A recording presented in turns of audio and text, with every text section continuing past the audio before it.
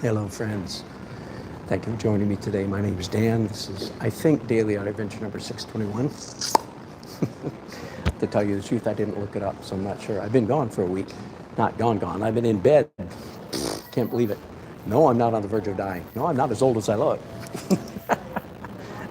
Quite well, thank you very much. Just a bad cold that had me wiped out. Great to be back. And at the same time that was happening, my Mevo camera died. Some of you know I love my Mevo cameras, but in all honesty, I've got to tell you that they've not been very reliable. I've gone through two now. Each one lasted an average of about 13 months before it died without any abuse from me. So that's not very good. A $400 camera that dies after 14 months. I'm just saying, just because things like that. I tried to send a, what do you call it, a review, post a review, and I don't think I hit all the right buttons. So be that as it may, there we go. Now, the next thing I need to find out is if I have sound, because I am not hearing anything. That disturbs me considerably. Bear with me for just a minute while I try.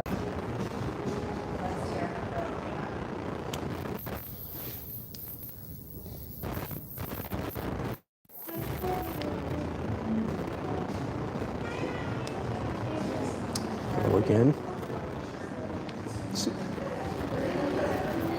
So the problem with shooting straight from a camera, from a phone, number one is that we get interrupted, like what just happened a minute ago when I disappeared on you when we got the spinning ball. That's because that's what happens. And I'm still not sure that there we go. Now we're getting sound. All right. Whew. All right. Now, as long as I don't get bumped off again, I'm back, and I lost several of you. Okay, let's get going. So here is my reference photo picture I took of our fair city, Raleigh.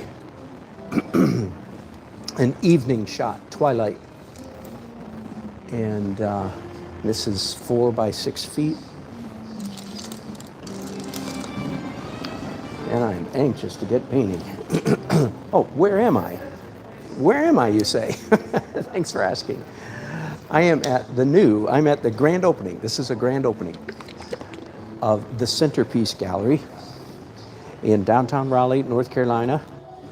For you regulars, it is 1 block north of the Krispy Kreme. Maybe 2 blocks.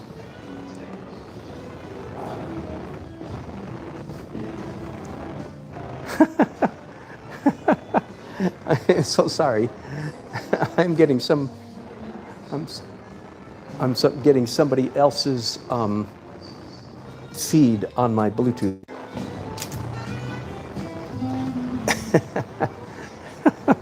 Oh my goodness. Forgive me, folks. The technical issues here are just ridiculous. Let's see.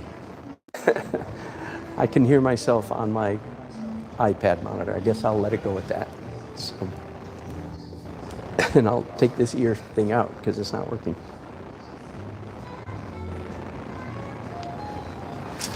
Talk about a stimulating and scintillating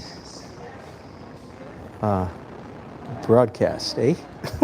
I promise I'll start painting soon. All right. I won't describe how I got to this point. I am experimenting a little bit. I started this painting yesterday, and I am experimenting a little bit again, which is not unusual for me to. Every painting is a bit of an experiment, just a little bit of an experiment. Every single painting is. This painting is no exception. But right now I'm doing the fuzz layer, and I think I can zoom in a little bit more for you guys. There we go. All right, so fuzz layer. translucent, very, very soft edges, but what artists call local color, that is to say realistic or actual color. Like right now I'm doing, the sun is actually setting behind us, but there's warm sky colors close to the horizon here. So I'm doing orange, very, very, very messy, soft edges, as you can see. Ooh, got a little bit of Naples yellow. That was a nice accident.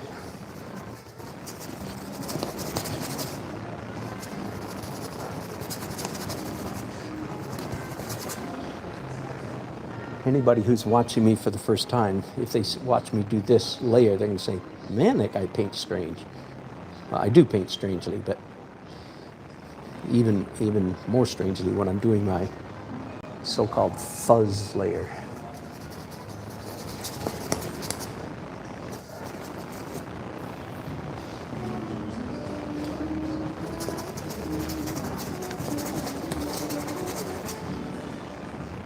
So another way to describe this, I am just, at the moment, very focused on messing up my painting, making it messy. That'd be a good, you could call this the mess layer.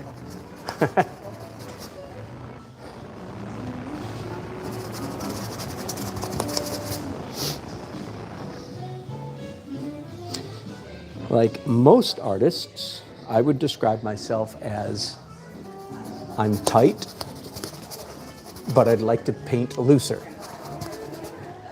Right? That's how most artists in the world of, representational, beautiful painting, that's how most would describe themselves. Most beginners and amateurs and so on would say, well, I'm tight, but I'd like to get looser. That is, I answer to that description. So what you see me doing here is getting looser. I'll do more tight stuff later, but right now is not the moment for tightness. Right now is the moment for looseness.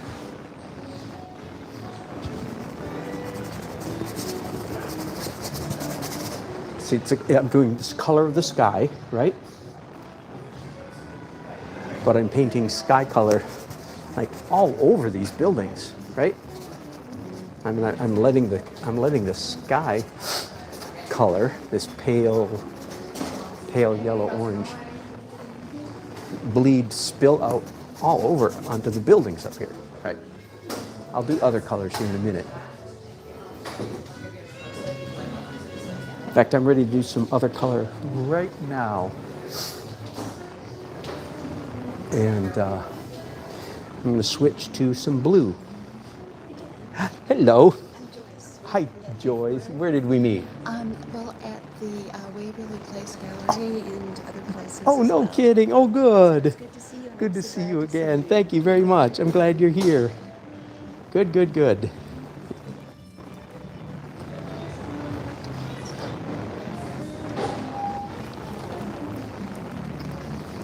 I think these brushes are going to be really too small for my, that's too dark.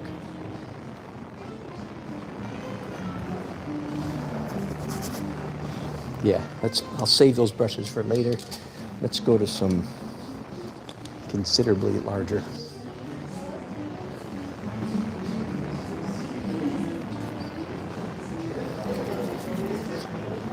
Okay, let's mix up a big old pile of paint now. By the way, here's a good saying I heard somebody say, some teachers say, you can't paint and save paint at the same time. A lot of students are concerned about not wasting money, so they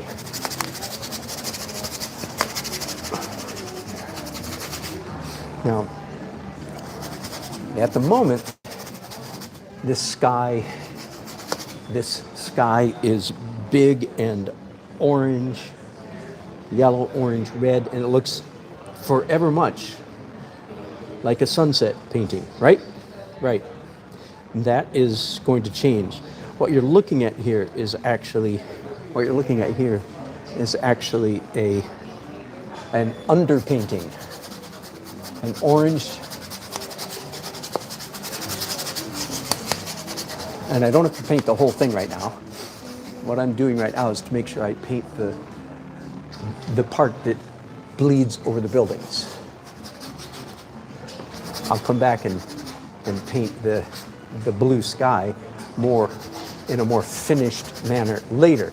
But right now, my main concern is that I get this blue color spilled over onto the buildings.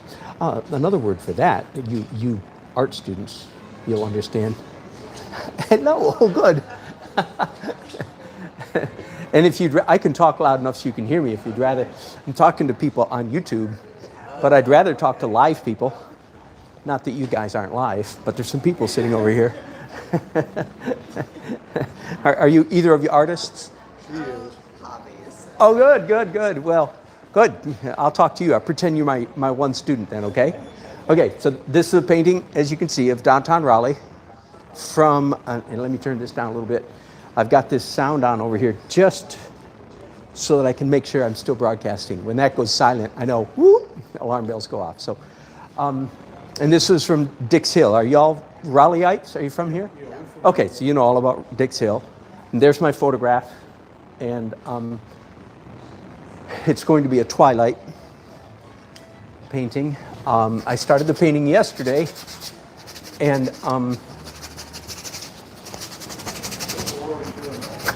that is a great question. I call this my fuzz layer. Fuzz layer. So very translucent, not transparent like glass, not opaque like a wall, translucent layer. Local color, that is to say realistic color. So the sky it's actually going to be a blue sky when I'm finished. The orange that's here right now is just it's a setup orange underpainting for a blue sky. Does that make sense? Many times if you paint, like if you're going to paint a green tree, green leaves, painting red underneath a green tree is a good trick. So that's the trick that I'm doing here. That's right. And that's why I'm talking to your wife. That's because I'm ignoring you. Are you a computer programmer, engineer? No. I'm a finance accountant. Oh, that's even worse. We're glad people like you, because if the world was made up of people like us, the whole thing would fall apart, wouldn't it? Right. That's exactly right. So yeah, I call it my fuzz layer, and it's another word for that is atmospheric perspective. These buildings are kind of far away, so I don't want them razor sharp and looking like they're up close. So I have a separate step, which I'm doing right now, to make sure that they stay back where they're supposed to be. Yeah, I do. I have pale bluish green. Yep. So another. Since you paint some, the underpainting was all done in acrylic. So all the picture that you see here is acrylics. Now I'm doing oil. I switched to oil. There's an oil glaze over the whole thing, but the only other than the glaze, which is transparent, the only oil that's on the canvas is all this foggy stuff. But of course, I'll be painting in oils all the rest of today. So when I'm finished, it will be very much an oil painting.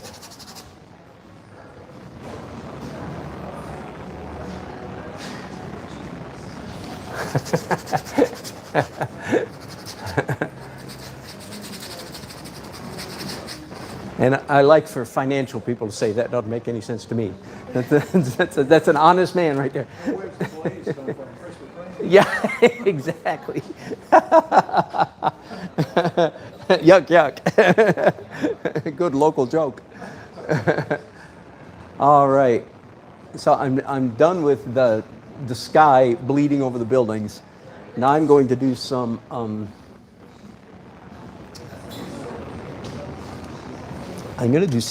buildings bleeding into the sky. believe it or not.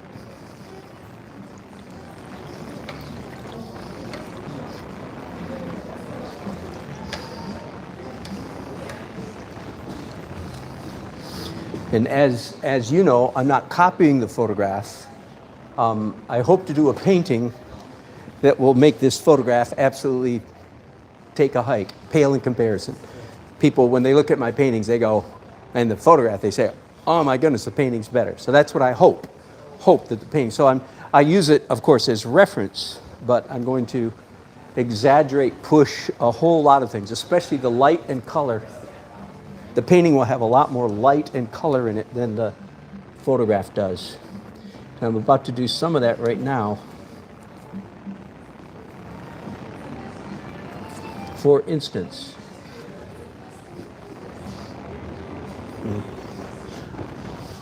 testing, are we still here? Yep, we are. Okay, good. For instance, there's some yellow, pale brick buildings over here catching a lot of sun. And here's a good trick for you. Anytime you want to paint something that you want it to appear like it's glowing, for instance, in this case, it's the setting sun hitting these buildings, making them, when you look at it, you go, oh, look at that glow, right? So whenever you want to paint something, it would pertain to a candle or a headlight or a traffic light. If you want to paint something that's glowing, you paint the glow first, and then the thing that's glowing. Like if you're painting a candle, you paint the glow, the aura, and then you paint the flame. So that's what I'm doing here. I want this building to look like it's glowing. Later on, I'll come in and do a little bit of precision on the building, but I'm doing the glow first. I hear myself repeating myself. So if you miss it the first time, that I don't know if you can hear that or not. Okay, so again.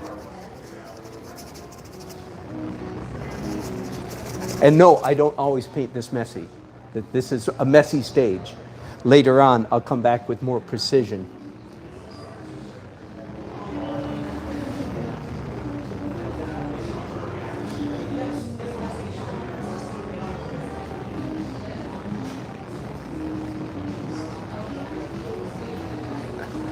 And again, over here, there's these red brick buildings, like the Sheraton downtown is a red brick building.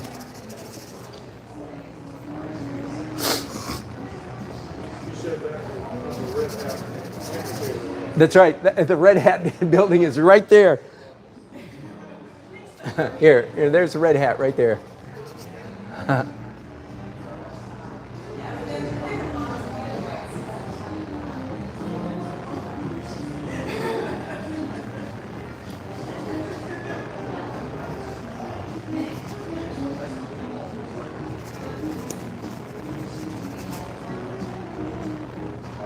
And by the way, you are not a captive audience. Feel free. You can sit here all day if you want to.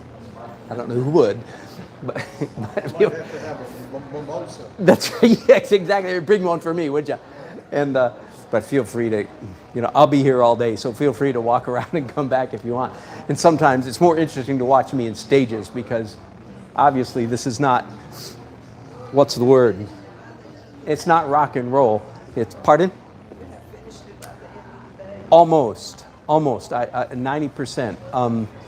At the end of the day, it'll be wet. And then I'll wait a day or two till it's all dry. And then I'll come back and actually do another glaze over the entire thing. And then touch it up one more time. So I can't finish it today, but it will be very close.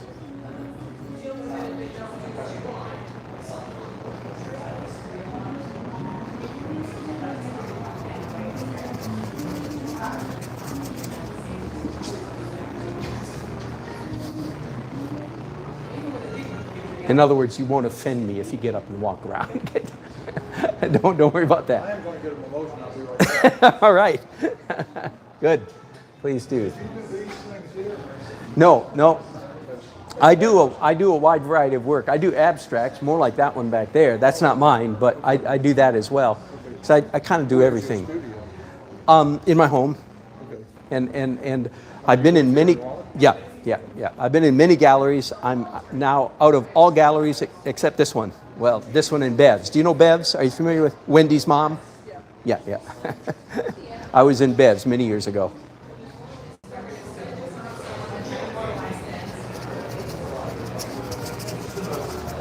So what do you paint?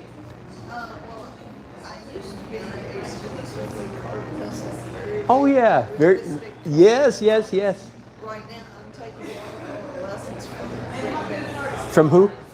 Rick Bennett. Oh, are you? Yeah. Oh, good. Tell him Dan Nelson said hi. Yeah, Rick's a dear old friend. Good. You're in good hands.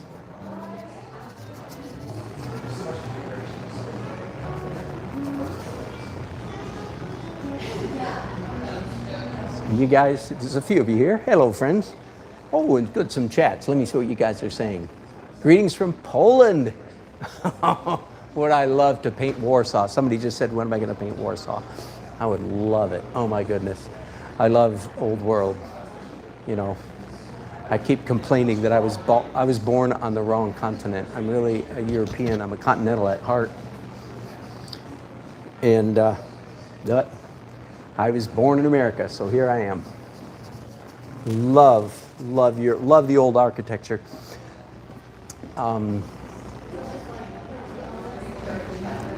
Hello, young man. Thank you, Rachel. Good to hear from you. Thank you. Good to be back online, folks. Yeah, take a break. I'll be here all day. Here comes the boss. Boss lady is just about to walk in the gallery, so I have to shape up. Not so much laughing, you know.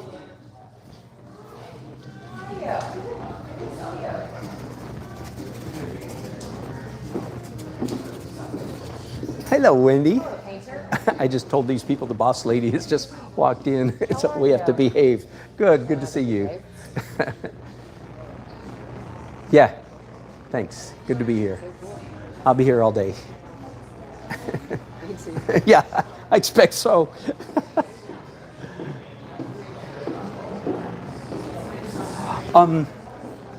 You guys that are watching, let me talk a little bit more.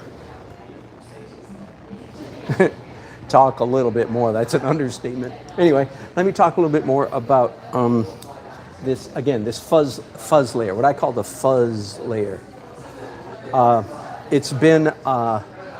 It's still a fairly recent development in my technique to set aside a distinct separate phase of the painting to do soft edges. And I'm still growing in it. I'm still learning, discovering things. Now, here's a statement that I've made many times in the last couple of years when referring to the fuzz layer. All right, you ready? This is for you. This is for you painters out there. It's real easy for a painting to have too many hard edges. That's sort of, for most of us, that's our default setting. Hard edge, hard edge, hard edge, hard edge. Detail, definition, hard edge. So let me say it that way. Too many hard edges in a painting, that's how we all start out. It's nearly impossible for a painting to have too many soft edges. All right? Man, I'm still wrapping my mind around this reality. So what you see me doing ever since I started this broadcast today, what am I doing? I'm making soft edges. I think, can I zoom in just a little bit more for a minute? I know you're back pretty far, but that gives you some idea of how soft these edges are at the moment. Now, throughout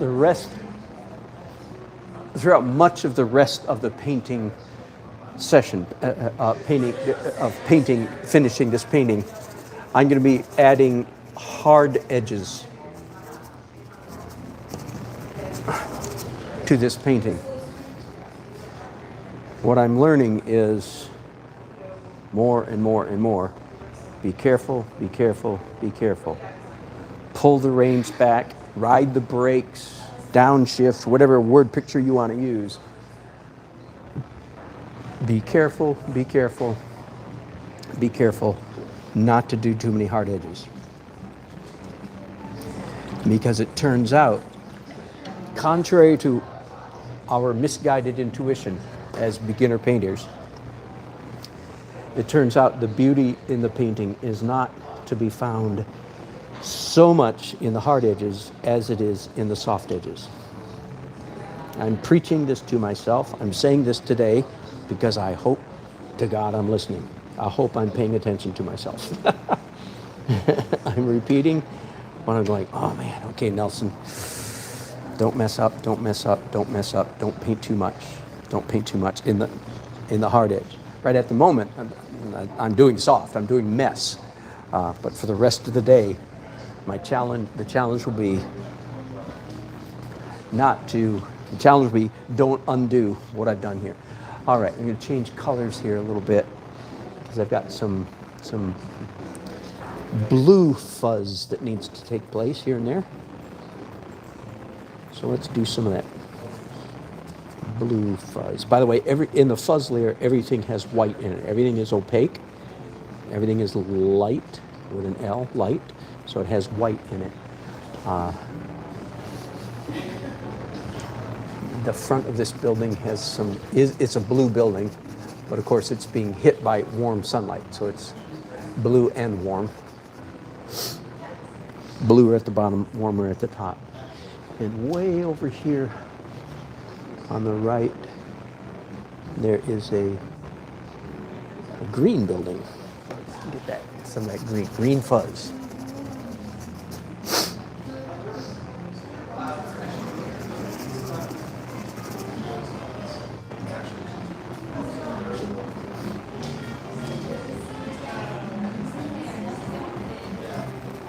Now I'm mixing up a pale violet, a pale lavender, I should say, which pale violet becomes lavender. Because there's this wall right here has purplish stuff. So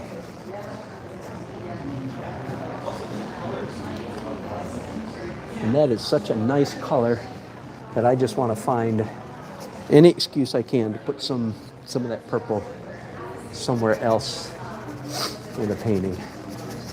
I happen to know that this building right here, am I on camera? Yep.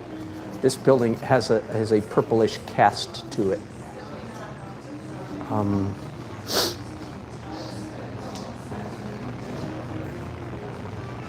right, that's good. Now I've got this little bit of lavender. Add some phthalo blue to it to bring it back into a mid-tone blue, because there's a bunch of houses down here that are certainly not the focal point of the painting, but they are significant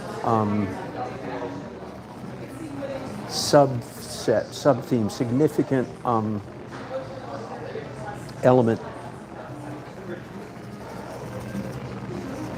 One of the words I use in all of my painting process is the word energy, visual energy. That's just an overall summary description of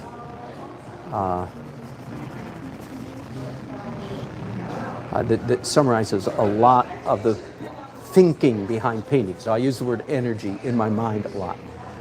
If these buildings, let me show you the photograph again. So I'm doing these buildings down here. And if they weren't there, I would have a real problem with this composition, because in my opinion, the whole bottom half of this painting is almost nothing but dark trees, dark shadows.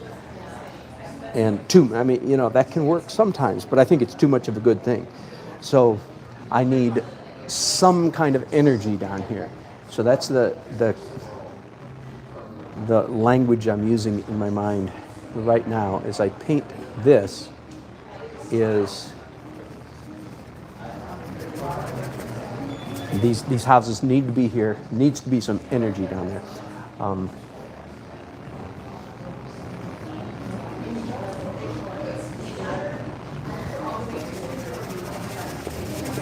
Of course, again, I'm in the fuzz layer, so this is all fuzz energy, if you will. Oh boy, making up words like crazy. Yeah, there's a sort of a green area right in there. But I just saw that. I was almost forgetting. Right there.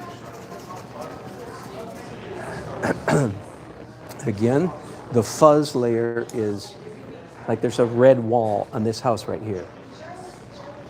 This is not a time for sticking up my tongue and painting the red wall.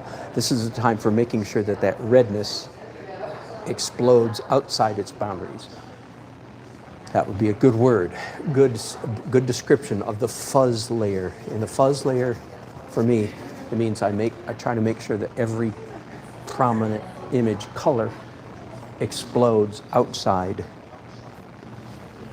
of its boundaries. So I'm exploding boundaries. All right, I'm going to do some green now. There is some all kind of subtle green down here. In the dark bottom half of this painting.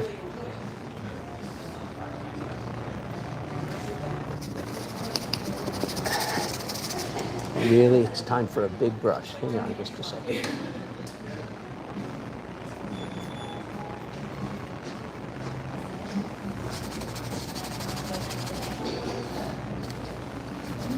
I'm standing on, I bring rugs with me everywhere when I paint. Little throw rugs, little area rugs, runners, and I'm standing on them. Does, for one thing, it keeps my feet from getting so sore while I'm standing all day. But it also gives me something to rub my brushes on to clean them. A little trick of the trade there. First of all, you can't drop paint on other people's floor, so. All right.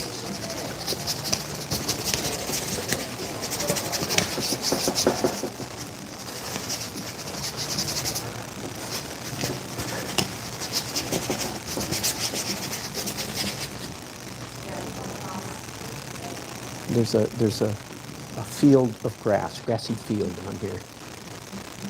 Green, grassy field.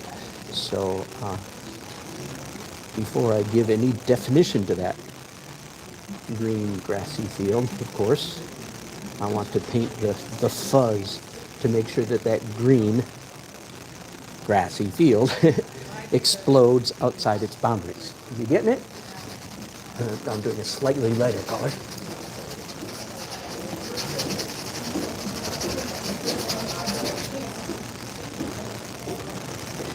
When I first started this, I've been doing this, the fuzz layer came into awareness, conscious awareness for me about 3 years ago. And early on, for a long time in this adventure, in this journey, fuzz layer journey, I felt like it was really scary to me, really nerve-wracking to do this because it felt forever. It just felt like I was just ruining the painting. But I have learned to trust the process and tell myself I'm probably not ruining the painting.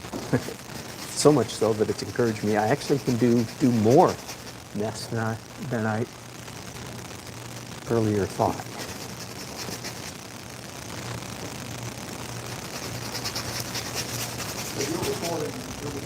I am, yeah. I'm broadcasting it on YouTube. Yeah, it is. Exactly. Yeah, exactly. I'm sorry. I don't want us all to be able to hear it quite that well.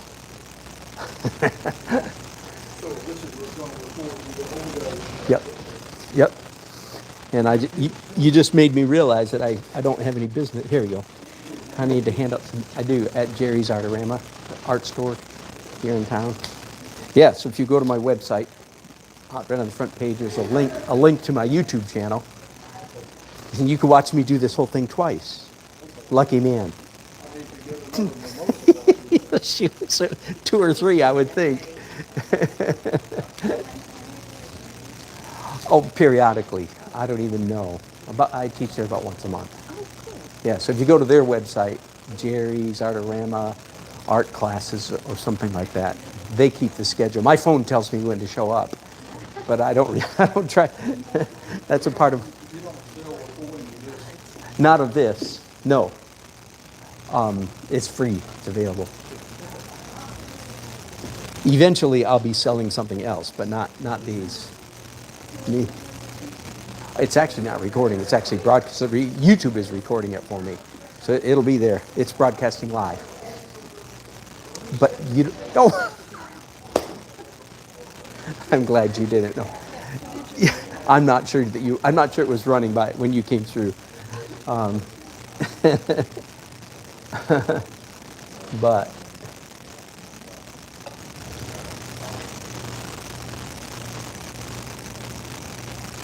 I'm trying to see if I'm done with the fuzz. Not quite. Not quite.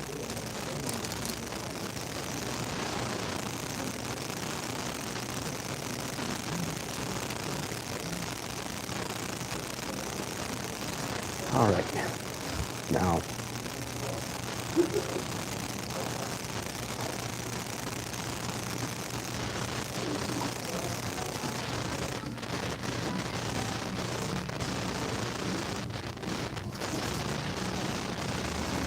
I decided here when I took an assessment look a minute ago that I needed more pop, just more light stuff in my fuzz. Plus, one of the charms of this particular scene, this painting, is going to be the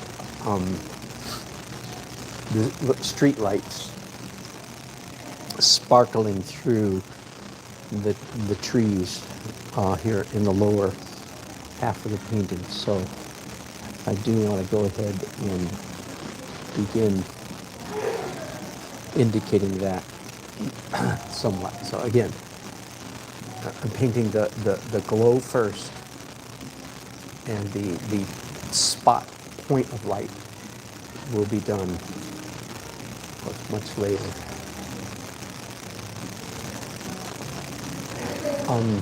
If any newcomers here, of course, you can see I paint with 2 hands,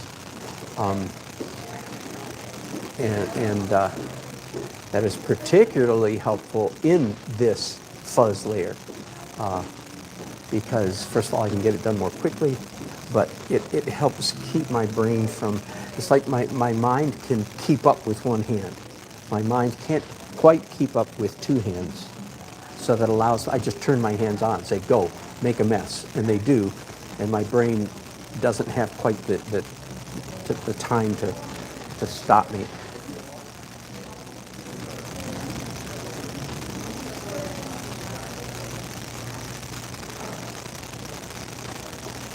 Again, twinkling lights all through this part of the painting here is, I think, going to be a significant part of the charm of the painting.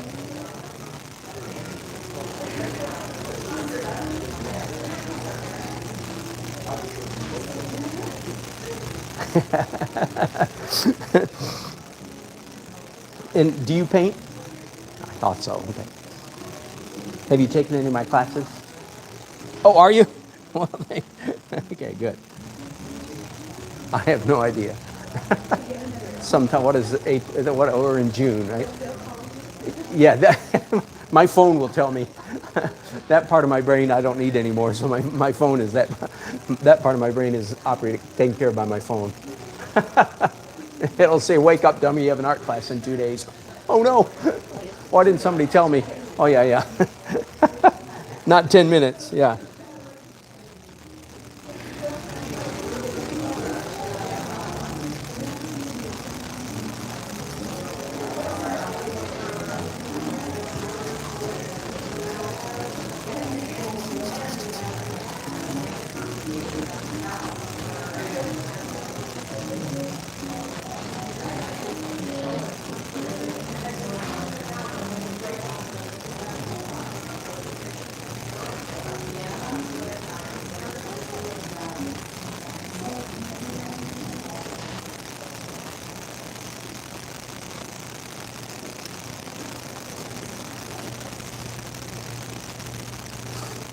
Now here's my great fear as an artist, that this will be as good as my painting gets. And it goes downhill from here. Because I'm going to start adding detail. And, you know, the devil's in the details. Well, in art, it's the danger is in the details. It's not, that's where you screw up. When you start painting, now, unless you're a hyper-realist, and that's only because you need counseling. That's a joke. I do hyper-realism sometimes. But when you start painting like what I call tongue painting,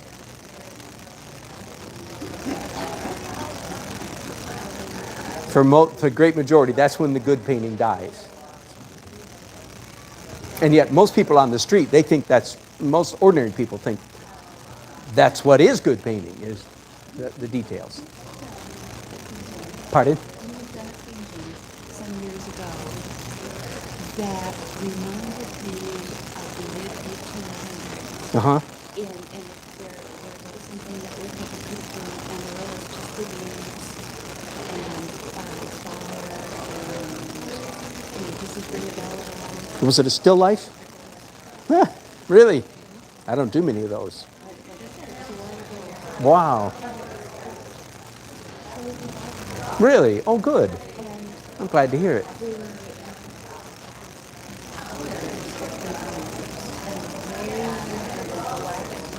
Yeah. Oh, well, thank you. I think it's still available. I don't know where it is.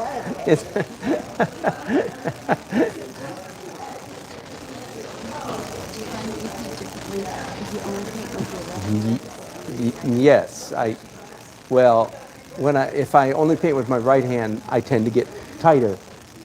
Yeah, so, and sometimes I do that because I'm holding something like like my phone. I'll paint from the picture that's on my phone, so I'm going like this, and after a while, I go buggy. It drives me crazy.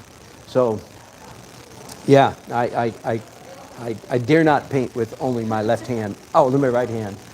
Only my left hand is not so bad, because then I feel like I'm operating out of the different side of my brain. Yeah, exactly. Exactly. I know just enough to be dangerous. I don't know all the. Right. That's correct. Yeah. Not much. No. Have you? Did it work? How's that work? Yeah, yeah. Yeah, yeah. That's part of the reason I started with two hands, because I read that Da Vinci painted with two hands.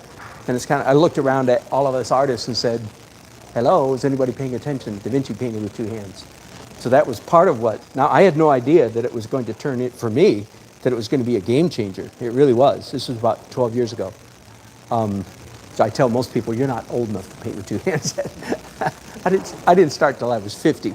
Yeah. Shh, we won't tell anybody. But yeah, my brain feels different when I use my left hand. And yeah, most people would draw better with their wrong hand, but they don't like it because it feels completely awkward. They don't draw more detailed or accurate, but they draw better. Yeah, and differently. Yeah, you're right. So it sounds like you've thought about it and worked on it a little bit. Yeah, yeah. Well, it's been it really has. And I do a lot of my work. A lot of my work is kind of like this, except today I'm not under much pressure. But I do live event by painting, in front of people. I have to be done yeah. And painting with two hands is actually faster than painting with one hand. So even that's an advantage.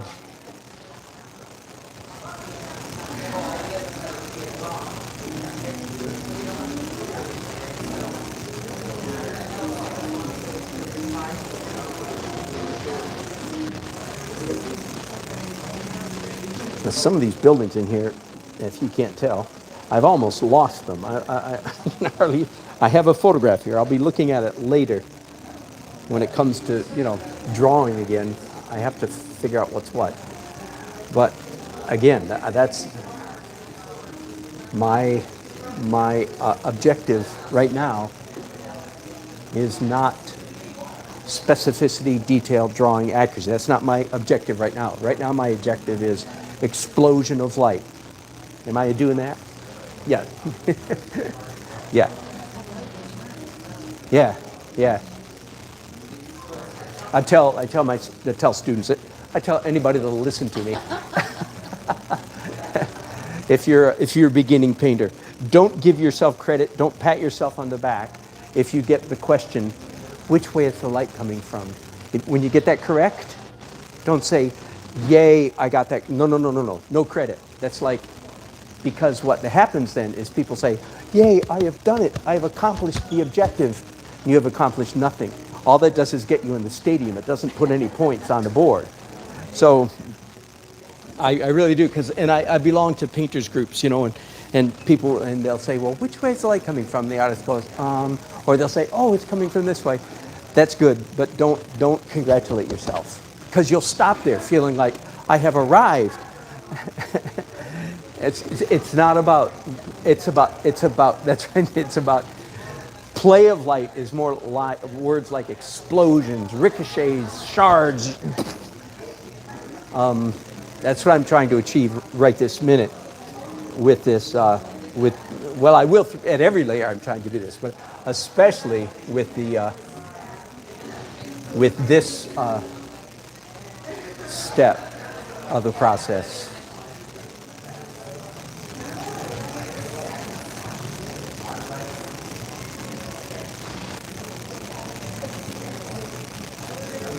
I'm doing just a little bit more control right now, because I want to focus. As you can tell, this is going to be the focal area of the painting. By the way, in case you haven't run into this yet, not every painting has to have a focal point. There's some people who really swear by that. That is, swear at that. The notion that every painting has to have a focal point. That is a traditional, good, and most of my paintings do. But there's a whole school of thought, if you will. No, not all paint. That's not the only way to think. It's one of those oft-repeated truisms that isn't always true. All right, now I've got a little bit too much. Well, it'll pan out. A little bit too much heckledy speckledy, but I think I'm gonna stop there. Okay, it's officially the end of the fuzz layer. And what you just saw is a little bit unconventional in the world of oil acrylic painting, a little bit unconventional. That is to say, to have one entire layer, one phase dedicated to nothing but soft edges and making messes. But that's what's working for me right now. Now I'm always hoping, of course, to grow out of one phase into a better one. So if you come back and visit me in a year, I might not be doing the fuzz layer at all. I may have found something that works much better. But for right now, that's what's working for me. So I'm doing it. As they say, that's my story. I'm sticking with it, except I'm only sticking with it as long as it keeps, until I find something better. So I'm not sticking with it, in other words. If I find something better, I'm out of here. But it's the best I know right now. Okay, so that's the end of the fuzz layer. And having finished then one unconventional approach to painting, I'm about to do another unconventional approach to painting. The next one is even more unconventional. And that is, I'm going to draw with pencils. Was I drawing with pencils last time you saw me? Did you see me paint at Waverly Place? Was I painting light? Yeah.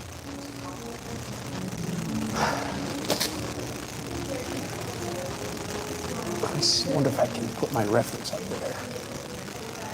All right, so now is the time.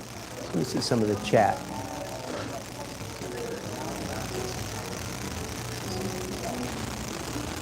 Good. Hi, Marlene. Good to hear from you again. And everybody else, too. pencils. These are, is that backwards? It is backwards, doggone. So the picture you are seeing is backwards. Oh, no, it's not. Okay, there, Jumbo Jet Black. Sorry, it's not backwards. Jumbo Jet Black made by Jerry Zardelamba. It's kind of like it's not as greasy as a grease pencil, but it's more greasy than a Conte crayon, if that makes any sense. Definitely greasier than it's not a charcoal pencil. It's more along the lines of a grease pencil, but not quite that. All right, so now that I've made all that mess, now it's time for some definition. As you can see, I've already got, much of this image has been drawn already, so of course, in fact, a couple of times. So this is me drawing it, if you will, for at least the third time. And I just decided to start here at one of the very distinctive elements in our Raleigh skyline, the shimmer wall on the side of our convention center.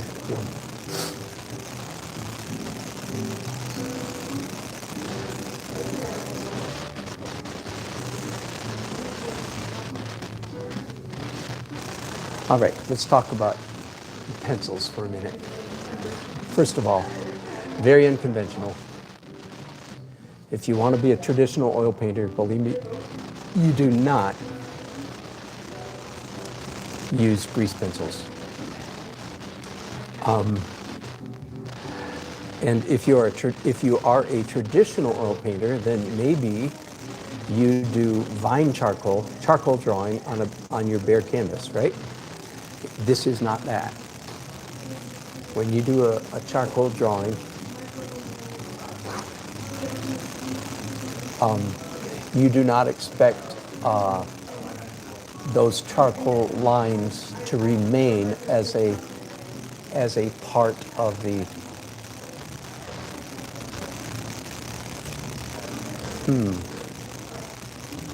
I might have just added, no, I didn't. Okay, I'm okay.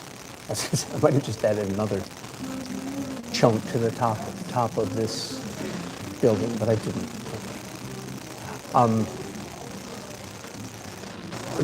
This does not correspond to like my daddy, who was a good oil painter, of the last generation.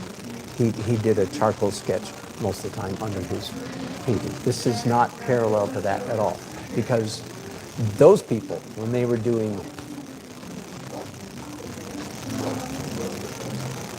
charcoal under the painting, they did not expect or want any of those charcoal lines to remain in the finished painting, right? That was not a design element. The charcoal was just a means to an end. It was just a trick for getting the sketch put on the canvas. Okay. I, however, do, in fact, yes, very much want these lines, I don't know how many of them, but a lot of these lines will remain visible in the finished painting. So it's different in that regard. Secondly, and this is even more important, if you've watched me often, you've heard me say this pretty much every time I break out the pencils, I give this same little speech, okay? The purpose of the pencils is twofold. On one hand, the pencils are for drawing with. They are for capturing the image, for realism, for similitude, for drawing, for getting the image down, right? And you see me doing that to a significant degree here right now. I've, redrawn what was just a ball of fuzz up here. Now you can see the building again. So the pencils are certainly for drawing with, right? That's what you would expect. But those lines that I just made right then, good timing there. Hands way to go. The pencils have a more important priority. They have a higher priority purpose than capturing the image. And the purpose is just to create an interesting, scratchy texture. The best way I can say it is, I just like the way, this is purely abstract, this has nothing to do with realism or similitude. I simply like the way the scratchy pencil lines look, juxtaposed next to, right alongside of, the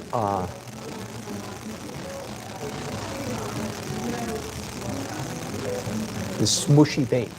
Smushy paint and scratchy pencils. That's the look that I like. And this has been a technique of mine for, I forget now, 4 or 5 years, I think, 4. Again, it was an accident that I stumbled on this idea.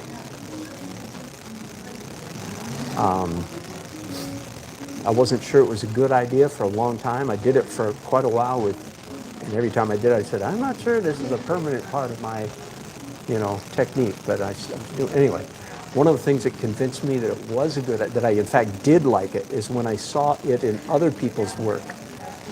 Over the years and around the country in various galleries, I've seen other people who also use pencils in their work, and I invariably responded more strongly, positively to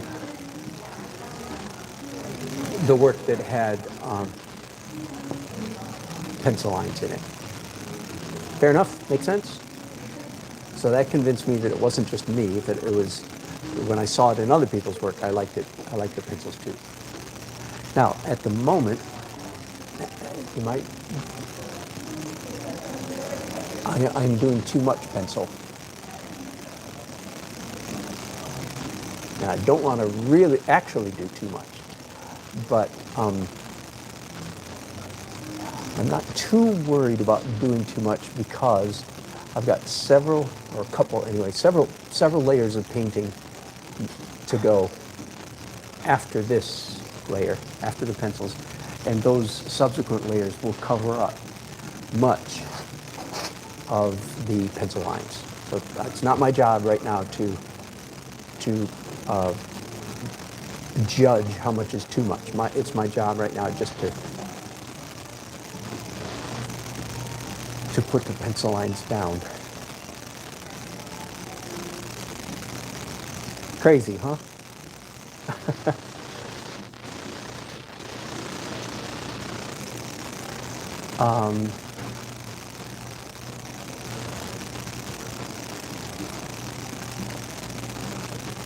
Yeah, I think that looks kind of fun. Now, I wish I could zoom you guys in closer. Usually when I zoom in, it's only a few minutes later that I start painting outside of the zoomed in area, and I forget to zoom you back out. So today, because I'm just shooting from my phone and not from Amiibo, I'm just going to leave you the way you are. I wish you could see, I hope you can see maybe, how this looks. So at the moment, I've got the benefit of both the messy glow that I created with the, bye-bye, thanks for hanging out.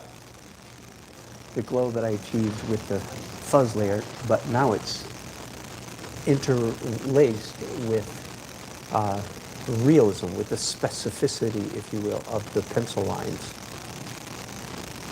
so that I have a much higher degree of realism, but it doesn't feel like realism. It still has a very abstract and glowy feel about it.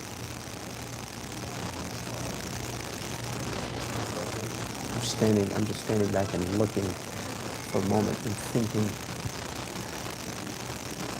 So you might be able to tell by the way, the manner in which I'm holding and handling the pencil, and at the moment drawing with my left hand, now 2 hands,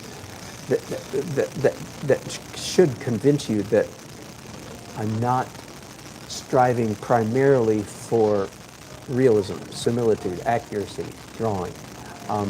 What I'm after mostly is interesting lines, interesting texture.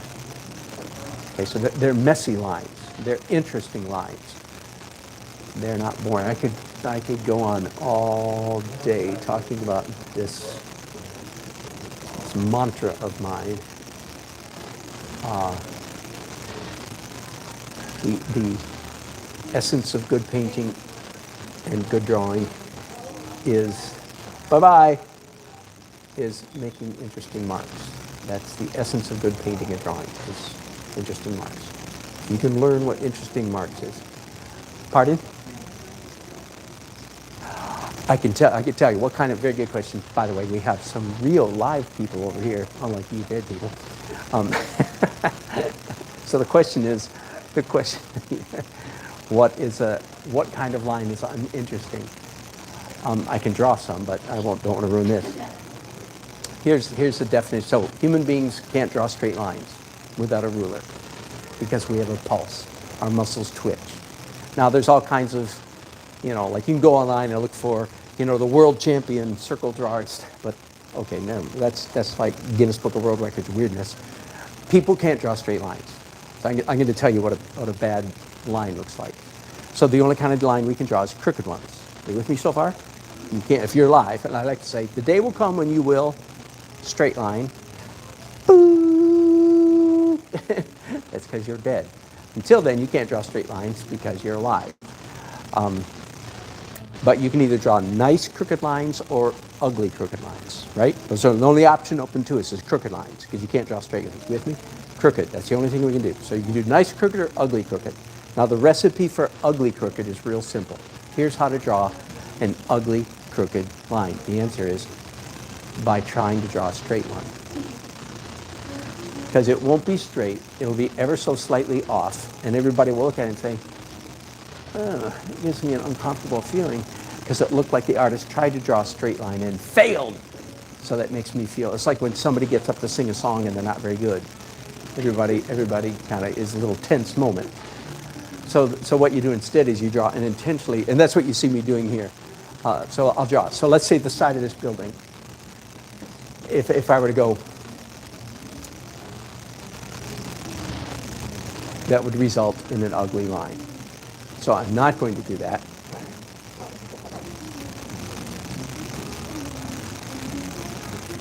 Okay? That's a straight line with a tumor on it, in fact.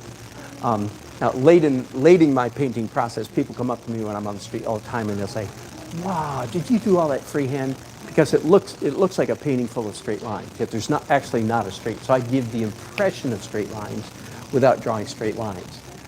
And okay, so that line right there is interesting. In fact, without forcing you, when you look at that, you say, I get the impression that the artist did that on purpose. The artist did it with freedom, panache, aplomb, a whole bunch of other French words, joie de vivre, élan, exactly, sprezzatura, Italian. Because in fact I did it with freedom, boldness, all those things. All of these lines would fit that description. See, so those two are much simpler, but still, do you see what I mean? So what happens then is your soul, your inner person tends to relax, like, oh, they did that on purpose. And then in that relaxed state, you can receive my lines. Do you see what I mean? Whereas if you feel like, I don't think they meant to do that, then you're kind of you feel awkward, almost nervous for the artist, like they didn't do a very good job. And then you don't receive their lines because, so you buy that sort of, so to speak, you buy that as a straight line because it feels like I did it with all those French and Italian words. Not many of my audience know what I'm talking about. You're the delightful exception. So, by the way, some of this is, I've drawn this building so many times that I kind of know what it looks like almost without looking. I will look later, but at the moment, that's close enough. Thank you for asking. Now, when it comes to stuff like trees, well, that's, you know, then all my spastic marks become pretty obviously that it's just part of the image itself.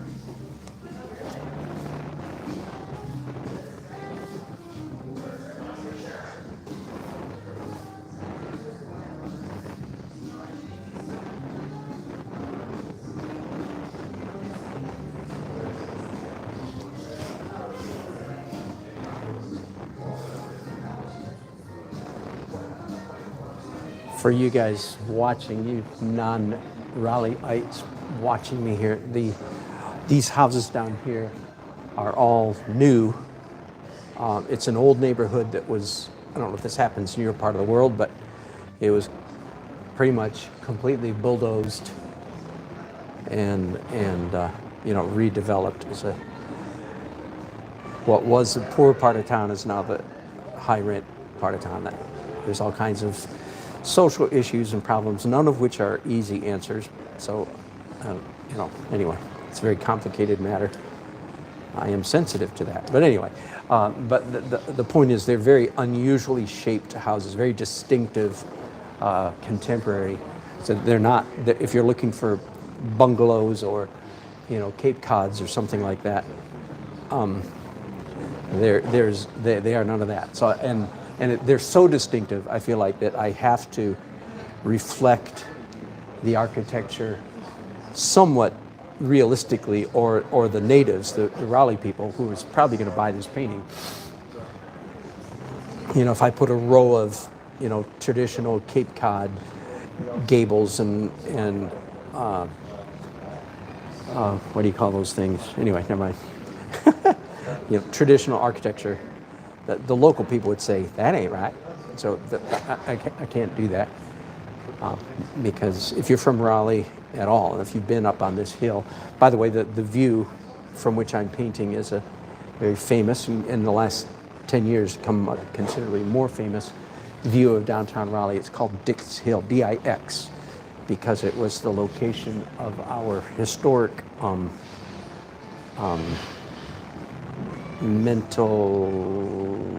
insane asylum, mental health facility. 100 years ago it was called something. We used archaic language, insane and stuff like that. And of course, in recent many decades, it's been called the politically correct term for that, whatever that is. But anyway, that's what it is. So it was owned by the state, and we went through all kinds of legal and referendums and public hearings about what could or could not be done to this property. And finally, the city has prevailed in buying the land. And I'm personally glad that happened. I don't know all the ins and outs of why some people didn't want that, but I can imagine, lots of sensitivity.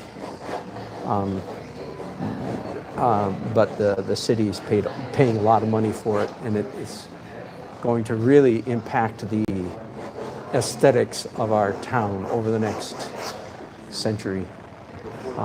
There's going to be this big hill park overlooking is, some people called it, the people that were in favor of it, said it's going to be Raleigh's Central Park. And indeed, that's a fair analogy. So it's a big, beautiful hill. You know, used to be 3 miles out of town or something like that, you know. Now it's right in the middle of town. You don't know what I mean by that. That's where this picture is taken from, and it's fairly well known and becoming more so as the city continues to develop it. This could be a park. So, yahoo. All right, I'm done with the pencils. Yahoo.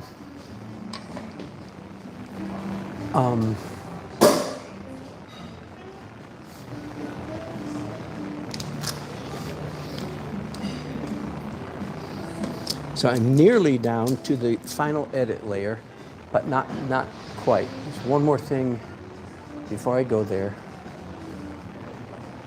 It correlates to what I just did with pencils. I'm now going to echo some of that with brushes. That is to say, I'm going to do dark, transparent details.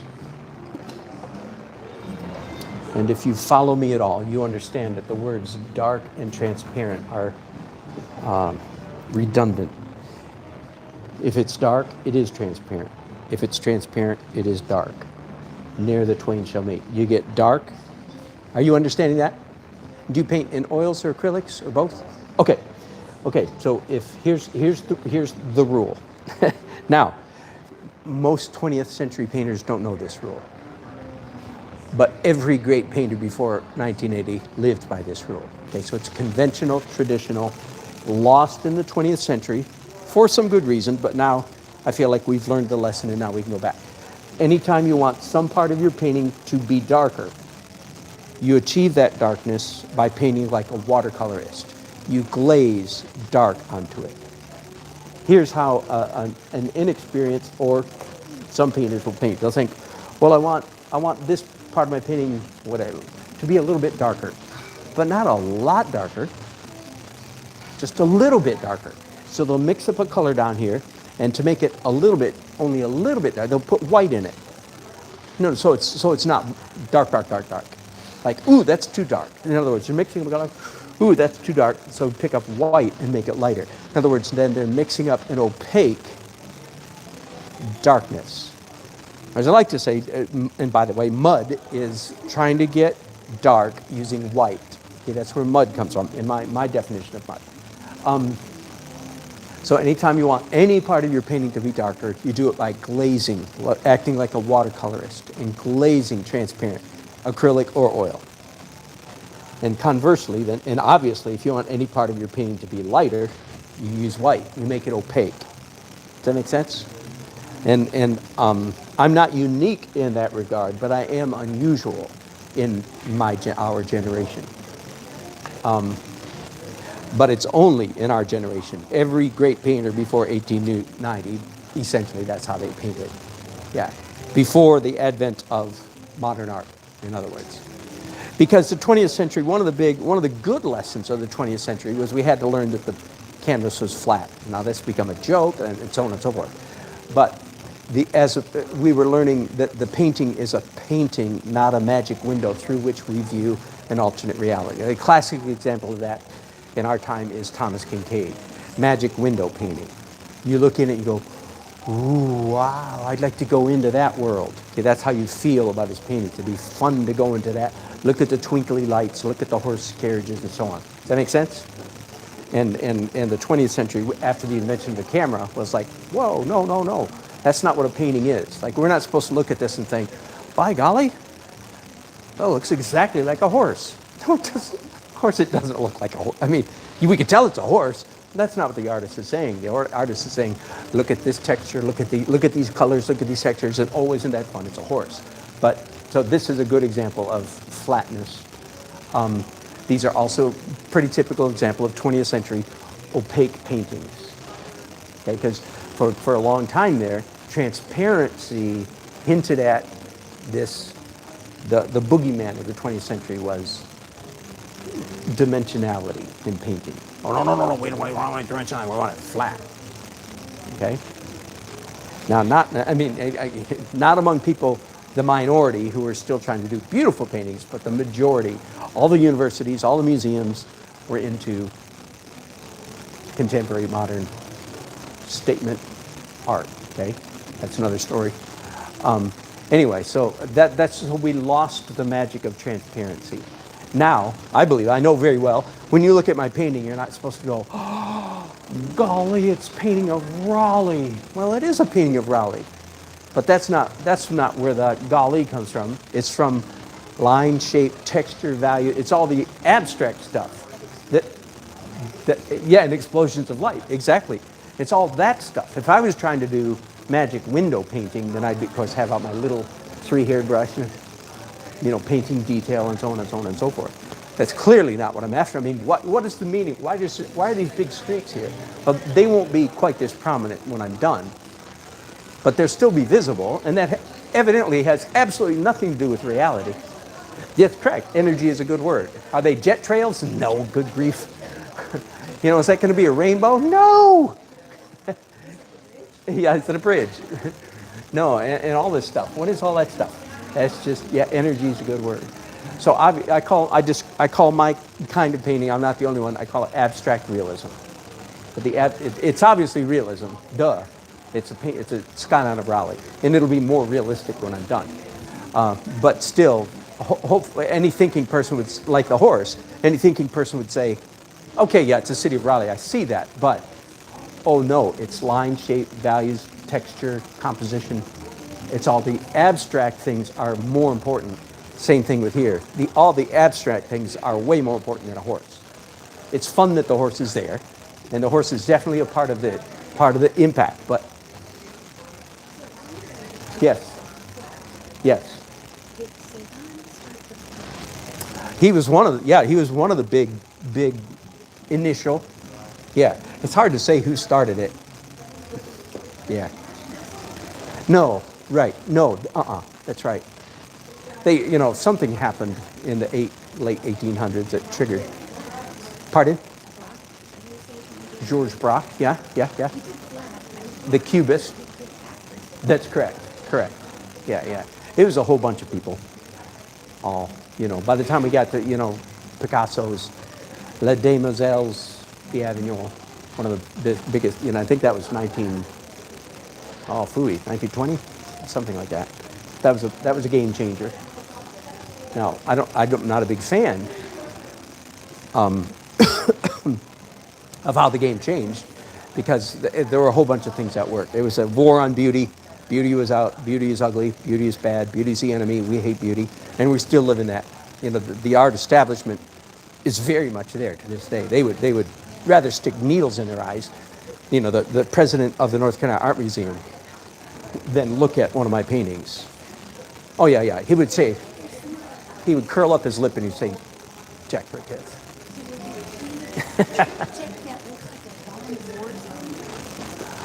It's the gray one. No, I happen to like that one. But there's a lot of other ugly stuff. And that's right. See, it's complicated. It's not simple. It's not black and white, like that's good and that's bad. In fact, none of it's bad. But I think, here's in my opinion, pardon me, folks, we have a philosophical conversation over here. In my opinion, any art that is preachy, propagandistic, political, is not art. So if they're trying to preach you a sermon, if they're trying to propagandize you, which is what the 20th century is about propaganda. The artist has a message, like, boop. No, that's not what, in my book, that's not what art is. Art is making stuff to look at, stuff that's made to look at. Now, you get a worldview, you get a vibe, you get a whole bunch of other stuff, but it's not because that's different. It's not because I'm trying to preach you a message. Now, if I were to put like a mushroom, atomic cloud mushroom, then that would be, and a middle finger. That'd be typical 20th century. Sophomoric, adolescent irresponsibility, immaturity. That would just be, yeah. And that's what most of the 20th century is. It's adolescent overreaction. We had to go through it, but we're through it. And now we can kind of wrap it up and say, okay, done with it. Let's move on now. I'm encouraged by where it's going, I'm encouraged because the gatekeepers, the universities and the museums, because of the internet, have lost. Because of the internet, It's like the music industry. You know, Sony and Warner Brothers and is no longer in control of the gate.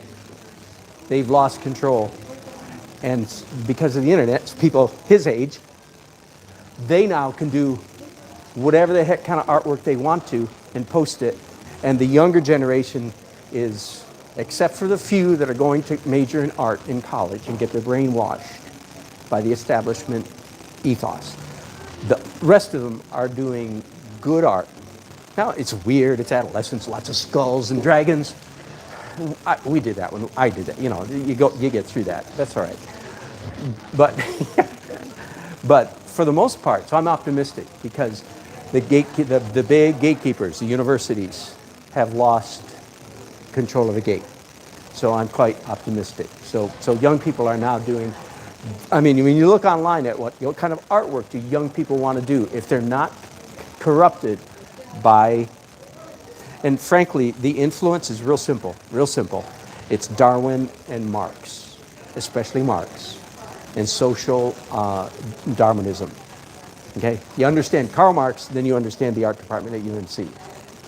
You understand grumpy evolution, and I'll draw a distinction between grump-ass evolution and happy evolution says we're still evolving, and the people who believe in beauty have a leg up in surviving to the future. Goodbye, all you grumpy people. You are Neanderthals. We'll see you in the history books. We'll see you in piles of stones. But those of us who actually believe in beauty, because evolution has created a creature who believes beauty is real, look at my life.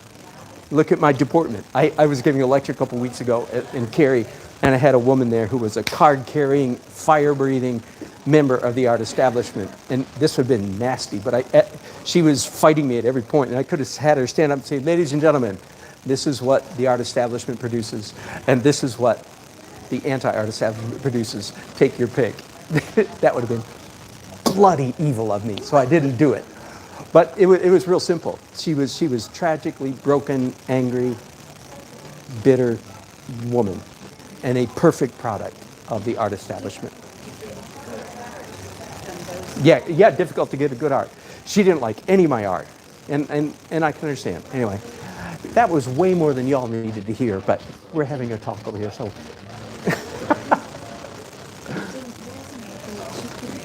No, she couldn't. No, she didn't like my art because it was beautiful. And she feels like the world is ugly and dark and crooked and nasty and doomed. So, absolutely, so it will be for her. And that's what she wanted my art to be. That's no doubt that's what her art reflects. Tragic, sad. Yeah. But my eschatology is things are better. Things are getting better. Yeah. If a person looks at the colors that people choose, either in your clothing or in your environment, up until very recently, there was a focus on God, shades of gray, things that are very artistic.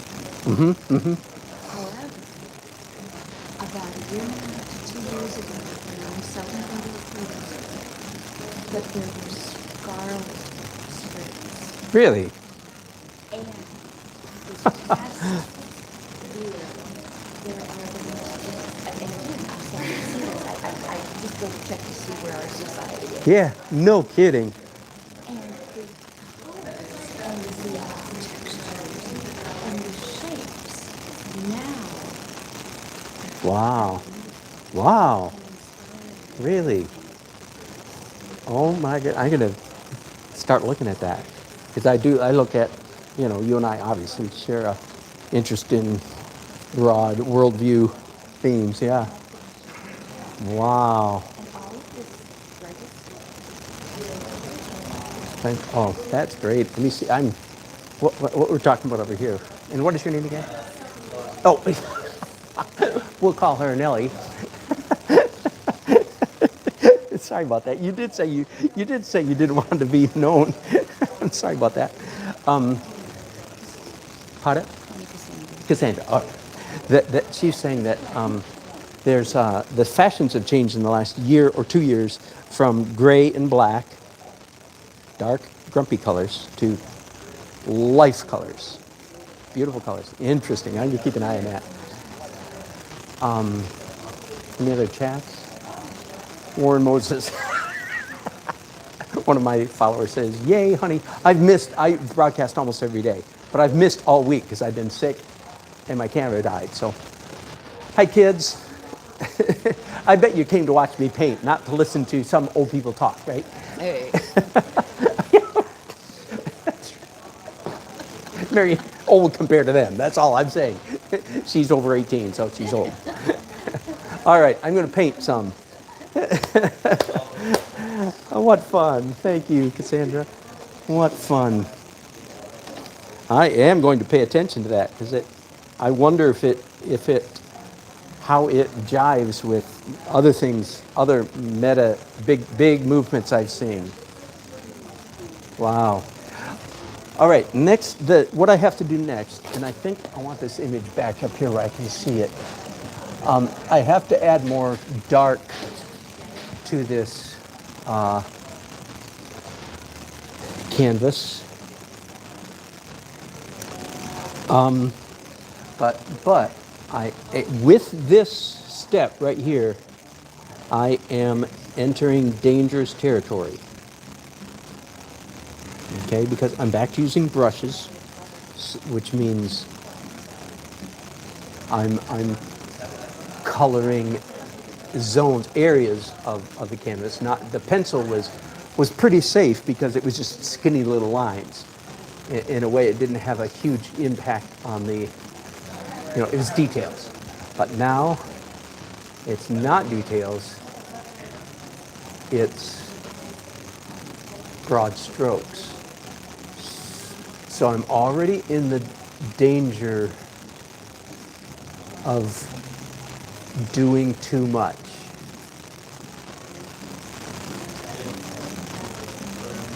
Of creating like that. See that line right there? I'll zoom you guys in as far as you can get. Okay.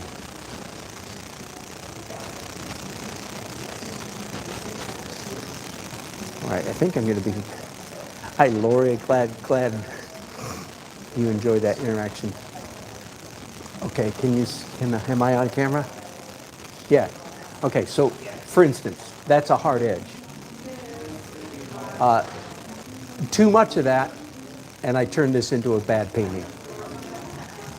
So I have to be very, very careful, very cautious that I not to do that. But in fact, at the same time, the painting does need more dark in it and dark details in it. Otherwise, it doesn't quite have the solidity, it doesn't hang together the way that I want it to. So it's mostly just a matter, well, a couple things. One is what I just did, what you just saw me do right there is many times I'll put down a mark and then scratch it either with something or with a brush. So I'll keep this brush real handy just for that purpose. So I'll intentionally keep it messy.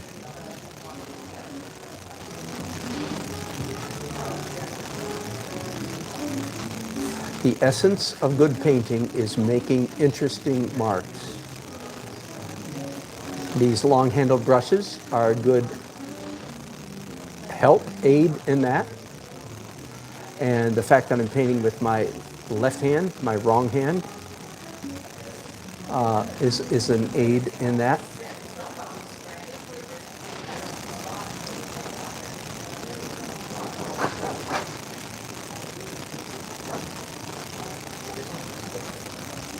This is not the last layer of this painting. I like to say it's kind of like baseball. It ain't over till it's over. And this painting is not over at the end of this layer. So it doesn't have to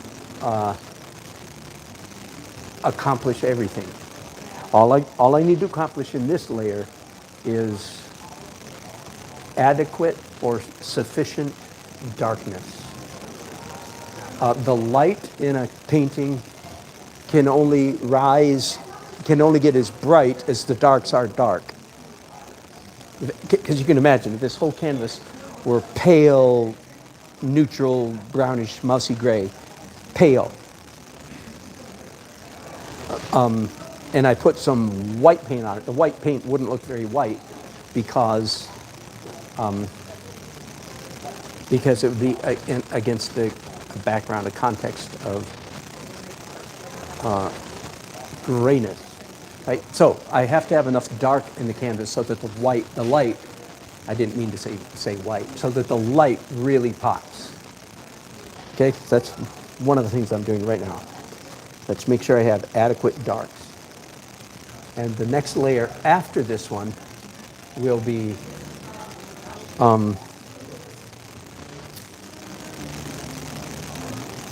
light details, light opaque highlights.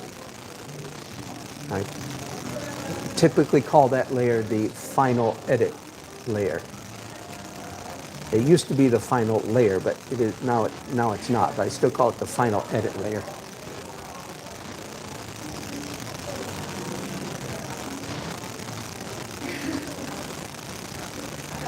All right, I have to zoom you guys. I have to talk about one thing. I can't let this go. How far can I zoom in? Hang on, guys. I'm going to give you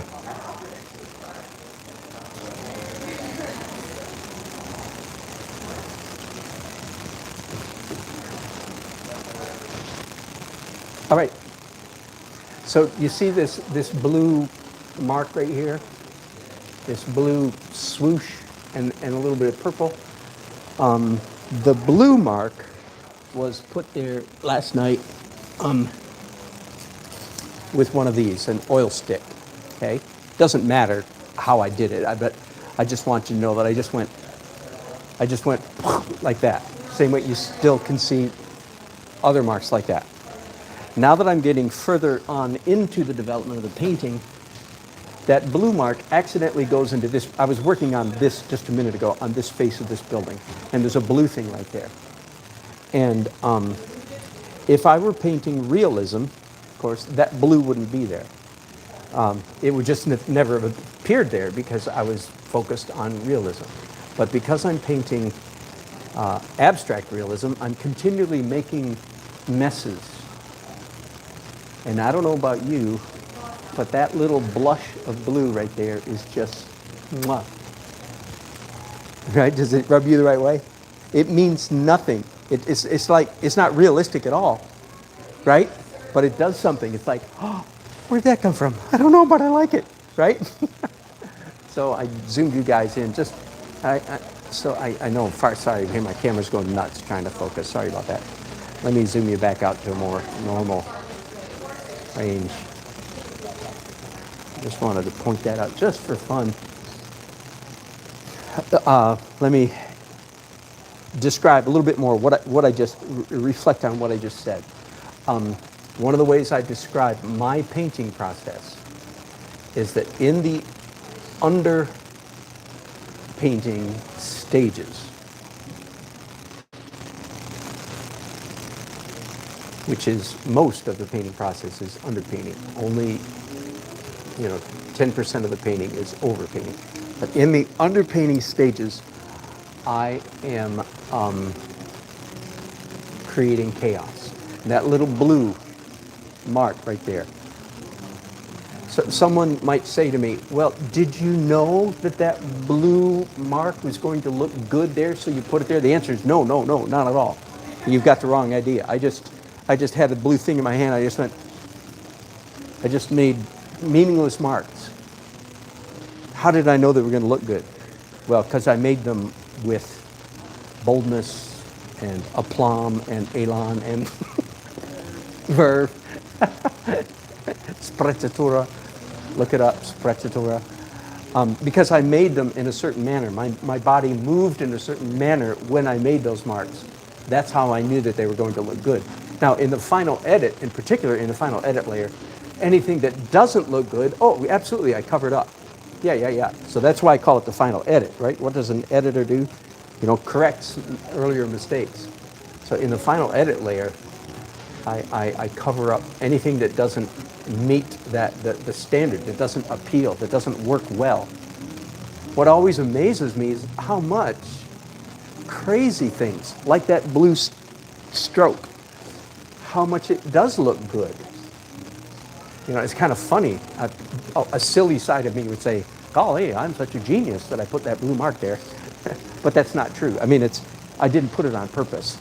I have enough experience to know that marks like that usually turn out looking pretty good. But to say I did it on purpose is, no, that's the wrong impression. I really didn't do it on purpose. I didn't place it there on purpose, any more than I placed this orange mark here, or this green mark here, or these big streaks up here in the sky, which, again, will be, can you guys see the sky? These will be pushed back in the later stage, in the final edit layer. They won't be obliterated. You'll still be able to see them, but they'll be much more subtle. How subtle? That's what I decide when I'm doing the final edit layer, is how much to cover them up and how much to let them stay showing. But if you get to the final layer and you don't have enough interesting things happen, then you are in trouble, because it's too late. Adding those crazy abstract things in the last layer doesn't have the same impact, the same effect as doing them early on. We'll talk about that more some other time.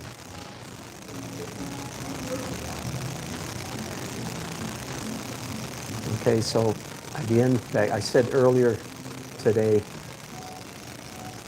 at the moment, this painting is good and it's mine to ruin. It's like going into a football, basketball game and your team is favored to clobber the other team. That team is in danger of losing because they go in with their guard down. That's sort of the way a good painting is. This really has the makings of a good painting. Therefore, it'd be really easy for me to screw it up. I have a high degree of respect for my ability to lose a good painting. So I'm going kind of slow, being kind of careful, thoughtful, not painting too fast, trying to keep my brain turned on.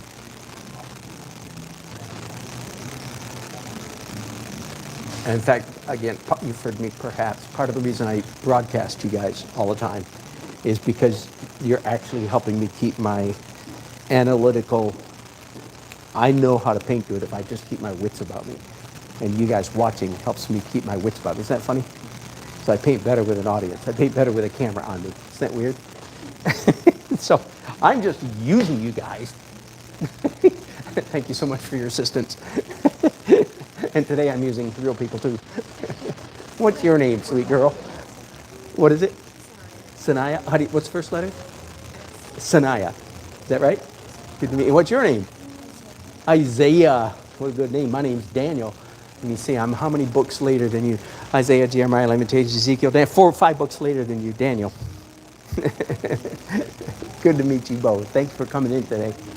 And thanks for hanging out and watching old guy paint. Myself this time. I'll keep you out of this.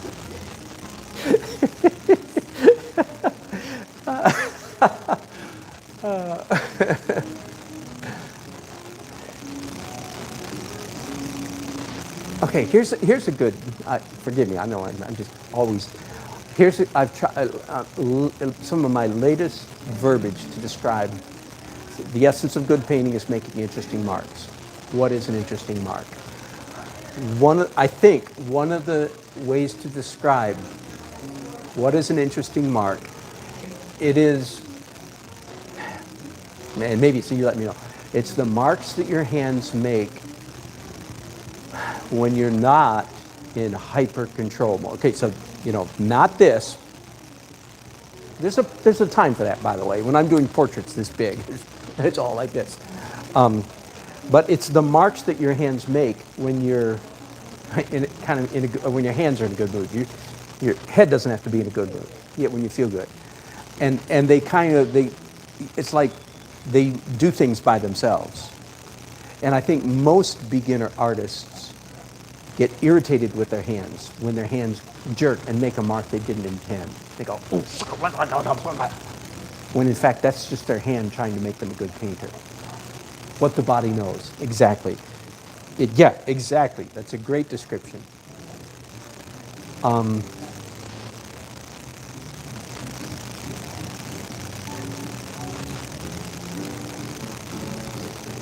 So it's in there somewhere where, what is it? What is a good mark?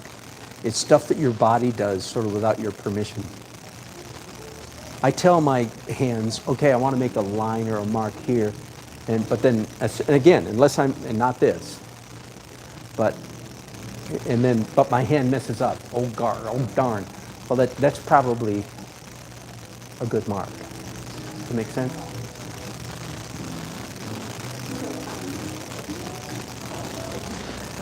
Yeah.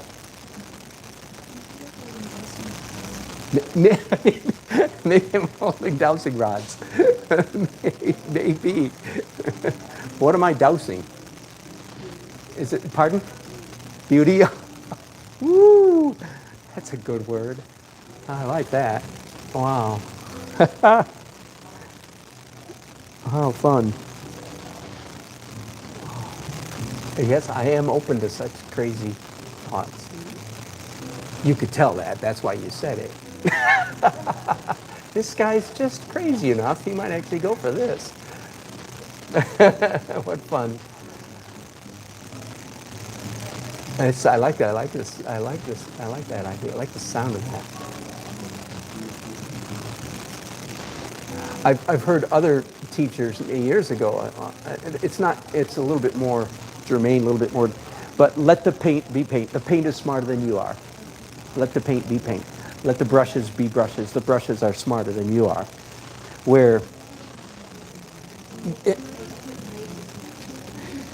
More what? Yep. Connected. That's a good word. And I think a good painting is one where there's a what's the word? Serendipitous, accidental relationship between what the artist is doing and what the cosmos. Now we're getting really woo woo woo woo. Yeah, it is. It is definitely connected to how you feel. Although I always hesitate. I don't want to give people the feeling that they can only paint when they're in a good mood. Because that would leave a lot of people out. That would have left Van Gogh out, I think a lot of times. Maybe, I don't know. But you have to paint your hands, you have to be in a good mood. In fact, some of my best paintings were done when I was, at the beginning, really grumpy, but it's my job. I have to do a painting. And they turned out really well. But the grumpiness didn't impact, I don't think, my hands. In fact, my emotions caught up with my hands, and by the time the painting was done, I was in a good mood. But, yeah.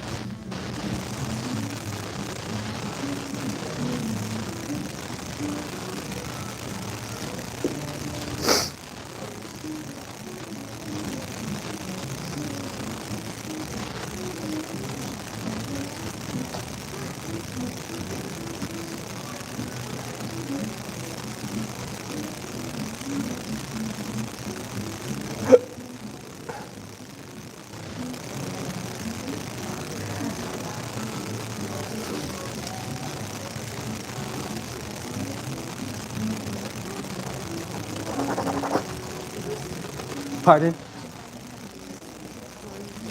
Is helpful or not helpful? That's funny. That's a good question. If I'm at home by myself painting, I don't play music. I play podcasts. One of the books a book I read, the book called Quiet. Have you heard of that book? It's pretty popular. It came out of the TED Talk. Anyway, an extrovert, an introvert. How to live as an introvert in a world that can't stop talking. It's for us. Yeah, exactly. I thought so. Me too. The name of it is Quiet. That's all I can remember. And write the word. Type in introvert. And anyway, she just in the course of the book, she said everybody functions optimally in various levels of energy, external energy. And ironically, it's not because I'm an introvert, even though I don't look like it right now. I know, because I'm loving this, but I also want to crash when I'm all done. It's like, don't talk to me, get out of my face, be quiet. I want to be by myself. But I am loving this, she described different office contexts. And some people like silence, door closed, silence, nothing. Other people want rock and roll and beach balls and, and stuff. And the fact is, different people operate best with that. And ironically, I discovered, even though I'm essentially an introvert, I operate with a pretty high level best when there's quite a bit of stuff. So this is a pretty good environment for me.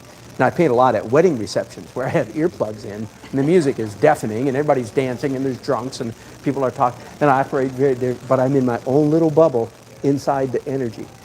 So when I'm at home, music doesn't give me enough. I am a musician, in fact, but it doesn't give me enough energy. So sometimes I'll put music on in the other room and have a history, science, theology, philosophy podcast going on in my ear that gives me the right level of energy. Is that funny? So music doesn't, and I don't like rock and roll music that makes me nervous. In fact, I play really mellow music because I don't need to be wired up. Trumpet and flugelhorn's my main, and guitar is second, and flutes and whistles and saxophones. Harmonica is third, and flutes, whistles, and so. When I perform, which I've got 50 instruments around me, literally. But trumpet is the one that I work on every day, and all the others cascade down from there. But I play a pretty hot whistle. Celtic whistle, tin whistle, Celtic whistle. Yeah. Yeah, I love those.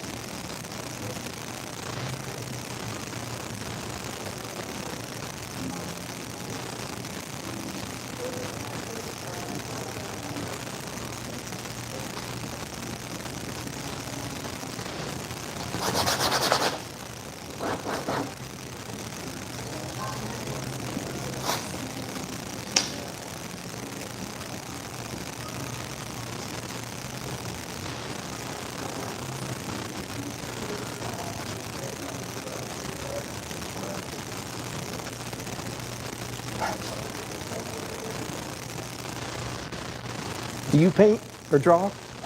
You're sitting there with quite a high degree of interest. What's your name? Kyle. What is it? Kyle. Hi, Kyle. I'm Dan. Good to meet you. Thanks for hanging out. I'm a computer science person, and I did some sketches more in high school, but it was very much engineering and practical. Yeah. Before. So, yeah. And very little color. Really? Yeah. But you're a computer guy, so you're interested in everything.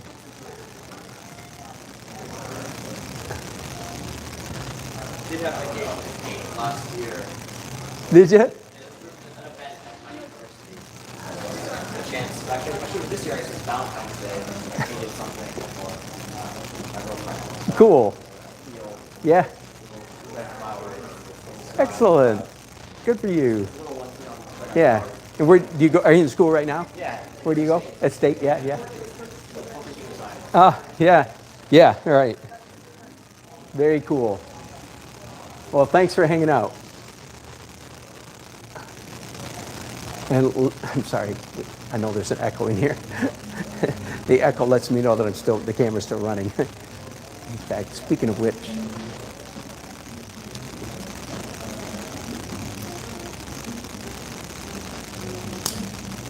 computer guy, how come when I've got this, oh, there we go. Now it's working.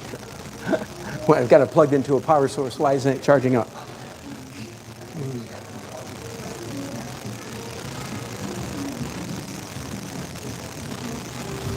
I'm going to take a minute right here and go ahead and tackle this, another go at this tree here.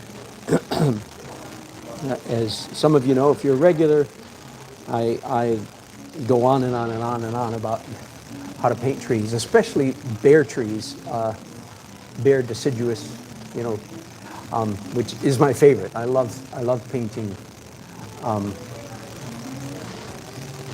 bare branches, and I love teaching. In fact, I'm teaching 2 classes this fall, by the way. If anybody is in this part of the country at all, I'm teaching a class at Jerry's Artorama. I don't remember when, but you can get on their website and it'll tell you. It's in August sometime, I think, at Jerry's Artorama. I'm doing just a one evening on how to paint trees. And then I'm doing it, are you familiar with Art of the Carolinas? Okay, I'm teaching a class, a 3-hour class at Art of the Carolinas also on how to paint trees. I love painting trees, I love teaching it. And what you see me doing right now is certainly is part of what I'm going to be teaching. I'm going to teach the anatomy of trees, how to understand. Of course, you can figure all that out by yourself just by looking, but most of us can be helped by the looking of others. But what I'm demonstrating right now is actually some of the physical technique of. So I'm twirling my brushes. Painting with 2 hands is a great help. But the number one strategy trick for painting trees is you do it in layers, stages, phases. Stage 1, 2, 3, 4, 5, 6, 7. So I've worked on that tree so far about 4 times, maybe 5. And I will be working on it at least 3 more, if not 4 more. So by the time I'm done, there will be 10, 12, 14 layers of work on any given tree. Same thing is true, of course, for a tree with leaves on it. I enjoy, in a painting, I enjoy the look of a bare tree more than a foliated tree. I don't think that's a word. A tree in leaf. But yeah, again, anybody that's nearby, feel free to sign up for one of those classes about painting. I'm very excited about teaching. I've never done it before, and I hope people want to sign up for a class like that. Otherwise, I'll be all by myself.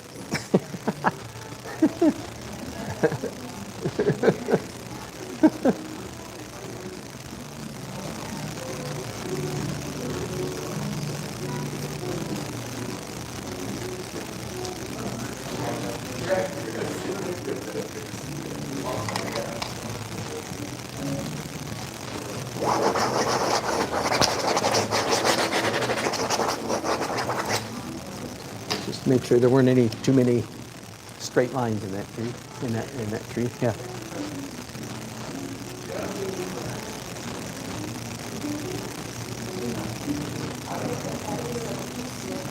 Pardon?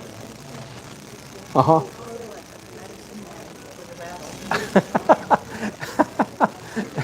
Maybe so. Maybe so. That's funny. Yeah.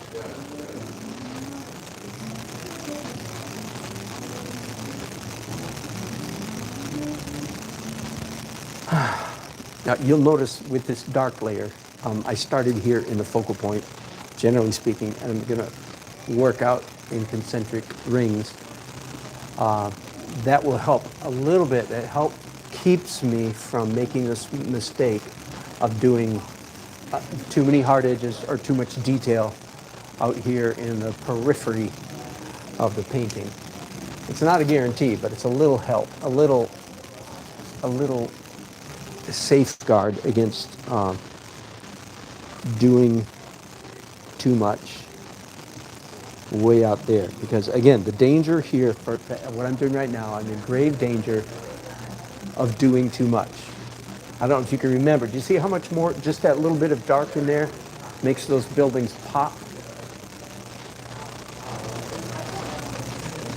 But it's precisely that pop, that definition, that I don't want too much of in this painting.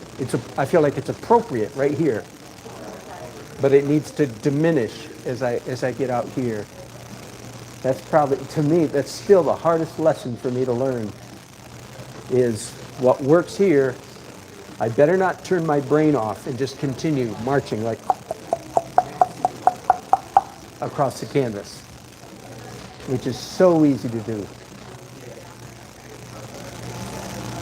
Again, this degree of detail, sharpness, specificity is appropriate, I feel like, right there.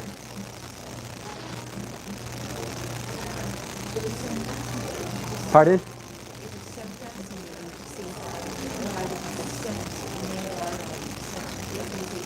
Yeah,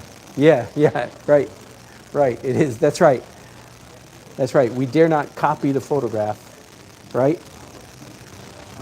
It's a launching pad and an inspiration and a reference, but it's not, you better not copy it.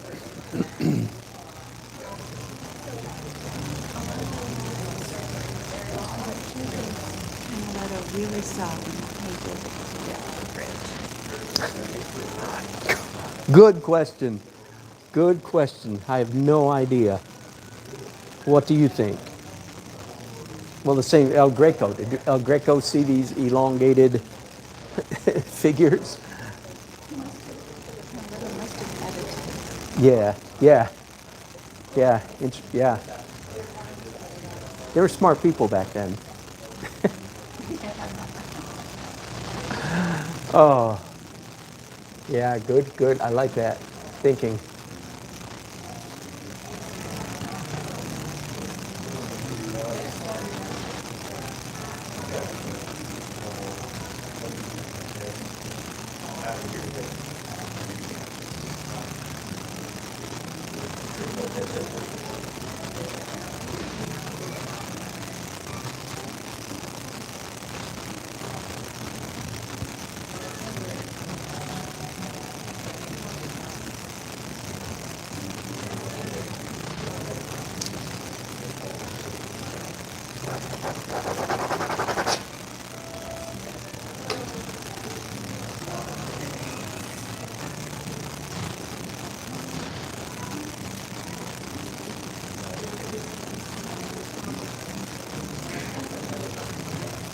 Okay.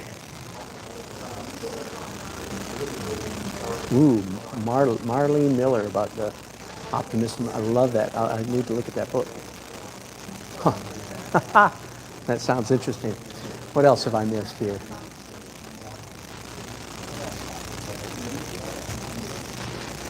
Jerry's used to sell these, and then they stopped. So I went, when they had a clearance sale, I wanted to buy them all. They may still sell them. They may still sell them on their catalog. That's a very good question. I need to look and see if they're still selling them in a catalog store. If not, Rosemary Brush Company, which is out of the UK, but they market in America, they sell some really good, and they're higher quality. These are cheap. Fine with me to use cheap brushes, but Rosemary Brush Company sells some really nice. I own one. And it's only because I haven't gotten around to ordering more that I don't have more than that. But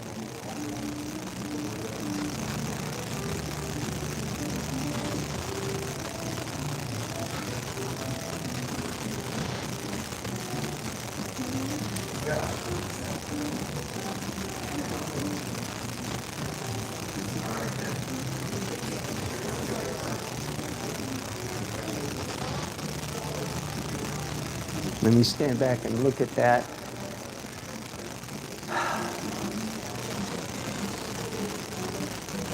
I think that's okay. I think that amount of energy there is okay. But I'm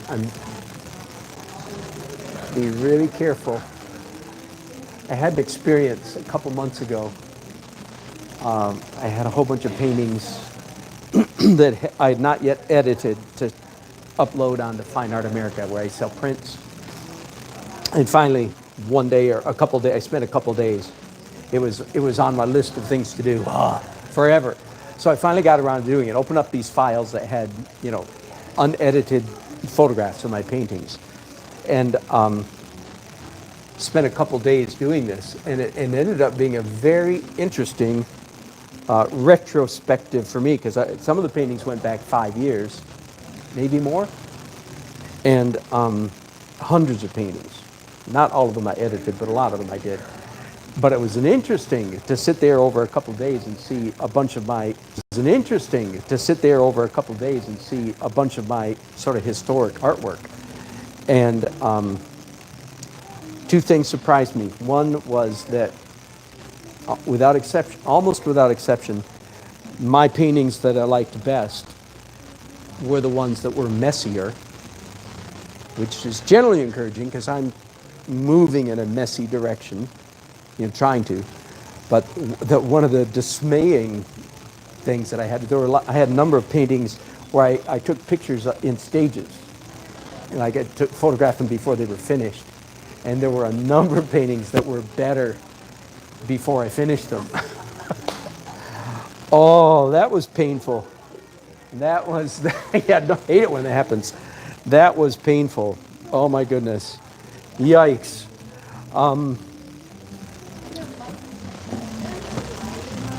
Yeah, so I'm just really, that was such a wake-up call to me. That many times I had a really good painting going, and then I blew it. And I blew it at these stages right here, where I should have quit. I should have quit when I was ahead. Whew. Boy, that was sobering. Yeah, it was very much. It was very enlightening. I think the biggest danger I encounter is that I tend to just put my head down and plow forward. Like, oh, I gotta finish this stage.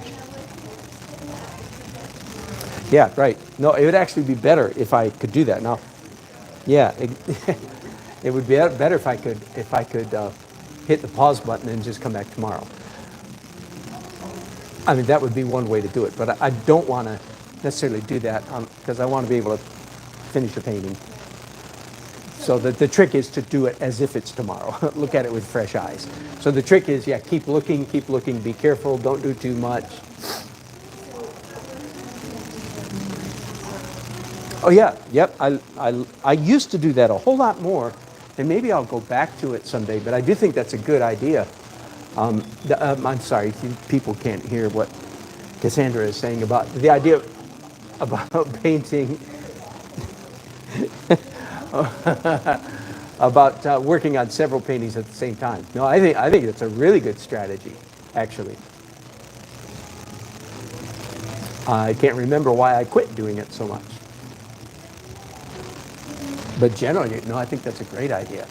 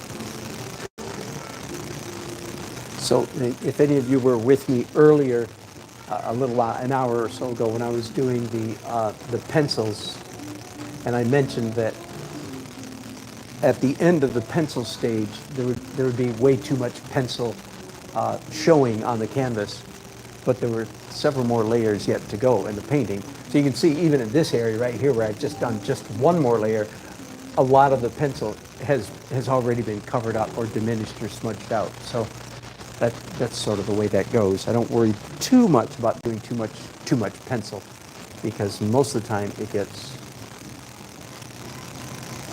eliminated. A lot of it gets pushed back in the later stages.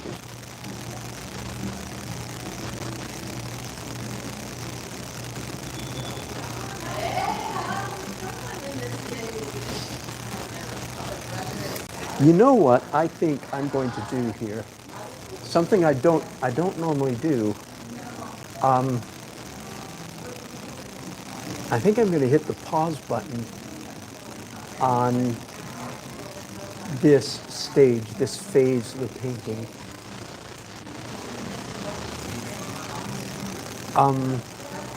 And in a sense, go to the final edit layer and then come back to this later. First of all, I'm happy with what I've done here. I'm worried about doing too much out here. But I am finding that the color of the sky now is becoming a distraction. Once again, the sky is going to be essentially blue. You know, I'm not going to copy this photograph, but this is my inspiration. And it's going to be a blue evening, twilight, dusky sky. And right now the sky is very orange and very busy with the abstract marks that I put down underneath it. And I'm almost finding that busyness is distracting me. And the colors too. So I'm gonna, a little experiment here. I don't normally do this. So I'm gonna take a break from this dark transparent details, which is what I call this stage, and do some opaque. So I call this next stage, I call it opaque, even though much of the time I'm actually applying opaque paint in a very transparent manner. So it's translucent. Does that make sense? Transparent, opaque paint applied thinly becomes translucent. But I call it opaque. So anyway, let me take a minute to clean up my palette just a little bit, and then I'm going to do that. This is unconventional for me. Usually I stick with one layer, one phase, one stage till I'm done. But for some reason today, I just feel like I'm being distracted by the color of that sky. So we'll see. Find out if it works. I have a razor. I'm scraping off my glass palette with it there. Good enough.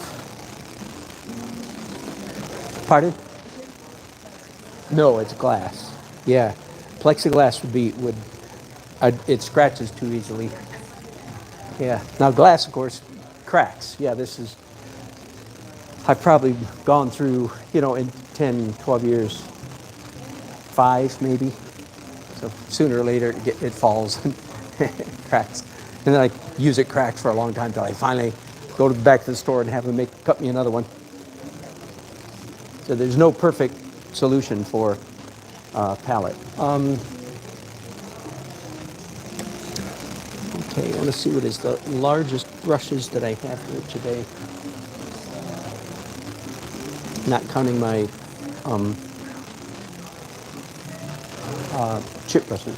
These are chip brushes, right? Which I use a lot. And I'll use those some, but I can't use them all. All right, let's mix up some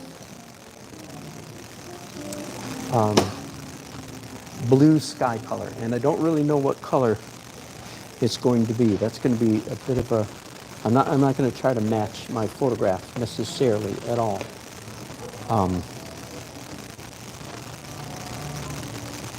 I think the photograph is a little too blue, but we'll find out here. We'll all find out together. We'll all find out together what color blue that sky is supposed to be. So titanium white and phthalo blue for starters. Phthalo is pretty much my go-to color for sky. Phthalo blue for sky. Phthalo blue and titanium white.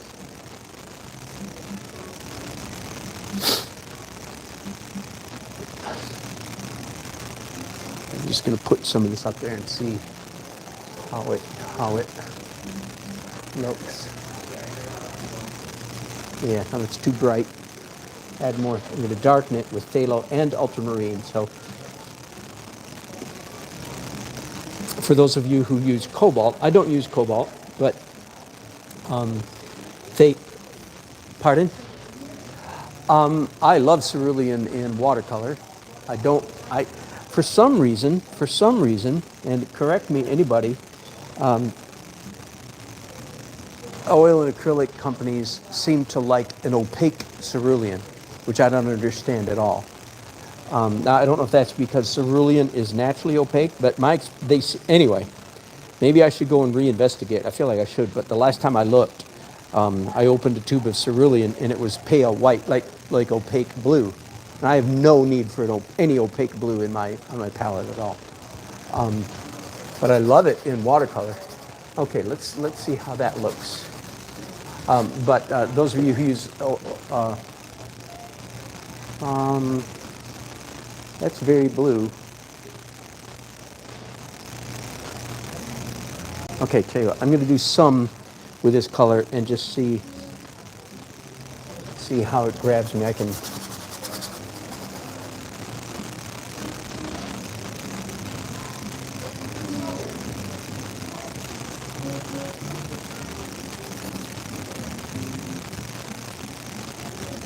Oh, I keep interrupting myself. So those of you who use cobalt, I've found that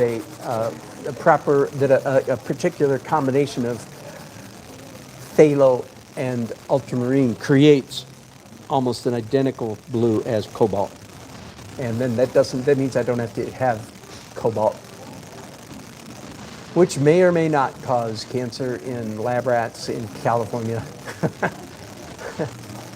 But I figure, heck, if I'm going to paint for 30 more years, why take the chance?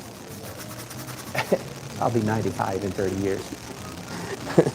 but why volunteer for an early retirement?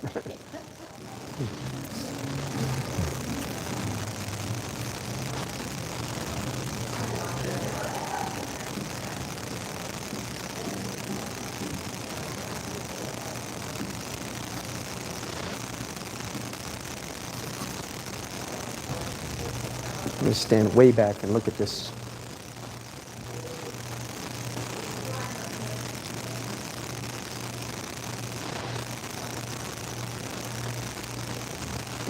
No, that's not right, but nope. Pardon? Yeah, it is. Yep. So now by the way, I'm not erasing. Erasing is turning off your brain. My brain is not turned off. I'm painting with a rag.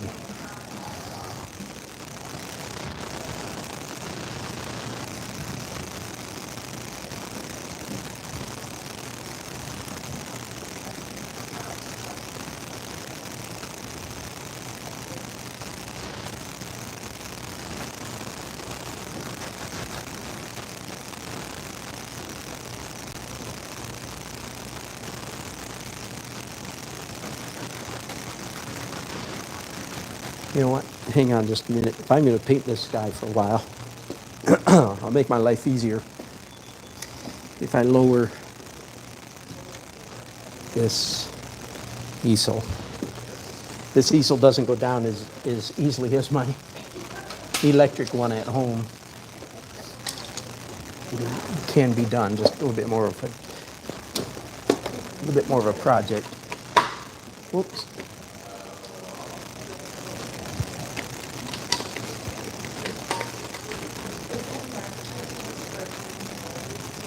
Yes. Yeah, but I use it throughout. It is. It's a medium liquid. And I like it. I did the initial oil glaze. After the acrylic underpainting, I glazed the whole thing in liquid, and I think that's one of the reasons that I don't have any problem with adherence, putting oil on top of acrylics, which some people think is dangerous. I don't think it is, but it's partly because liquid plays very well with water. So I like it, even though it's a little bit smelly. Now, I'm not using enough of it in today to create much odor, I don't think. But when I glaze this whole canvas, that does create quite an atmosphere. Okay, let's try that again.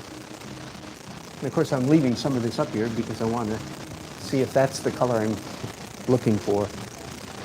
My sense was that it was too blue, especially down here, and it's too light up there. So,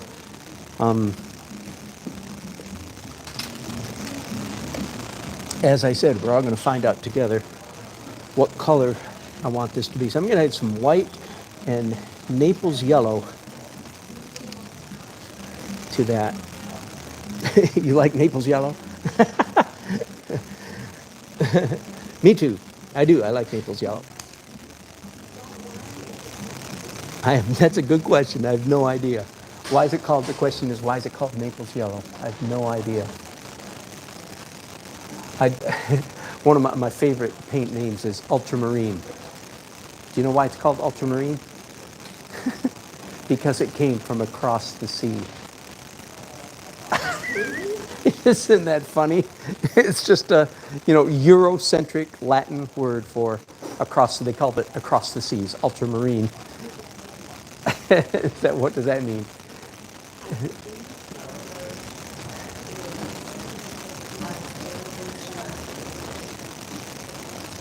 I get that kind of thing. Yeah, that would be in the same family, wouldn't it? Ultramarine. I figured that was the name of the rock that they ground up or something. It's not.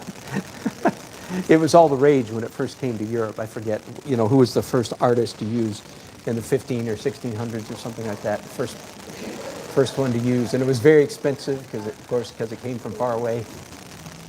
I don't even remember. Across the sea.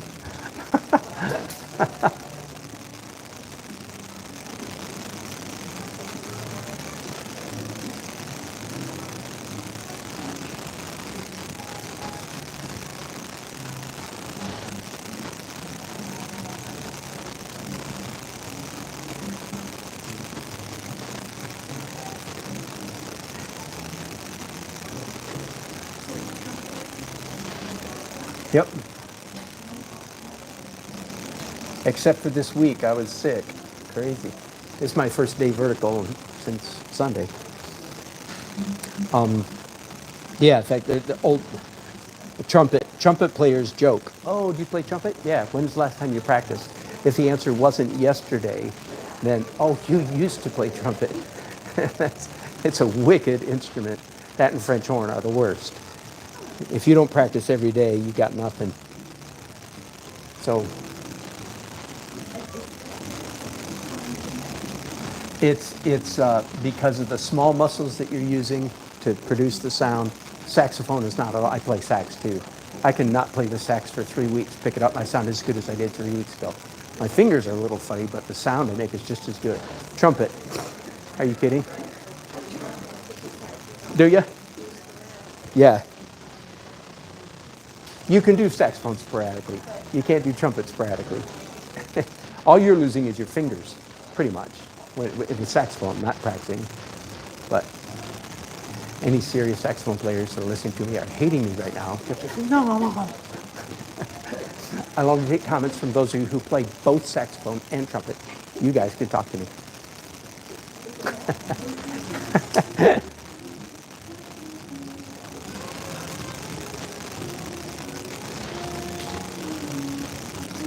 And are you guys seeing, yeah.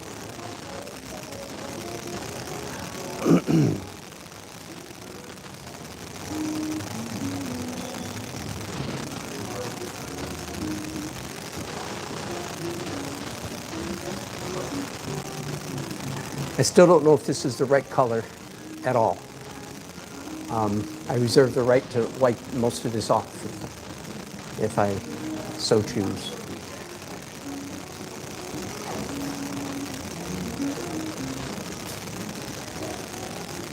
And I don't know how well you guys on the camera can see what I'm doing, but for instance, there was a random abstract pencil mark that went like this, up here and down here. And whereas normal intuition would say, well, that ain't right, you know, cover that up. And I may cover it up, but what I've done first of all is actually I've accentuated it by painting around it, which is I've come to recognize is a very distinctively Dan Nelson kind of mark.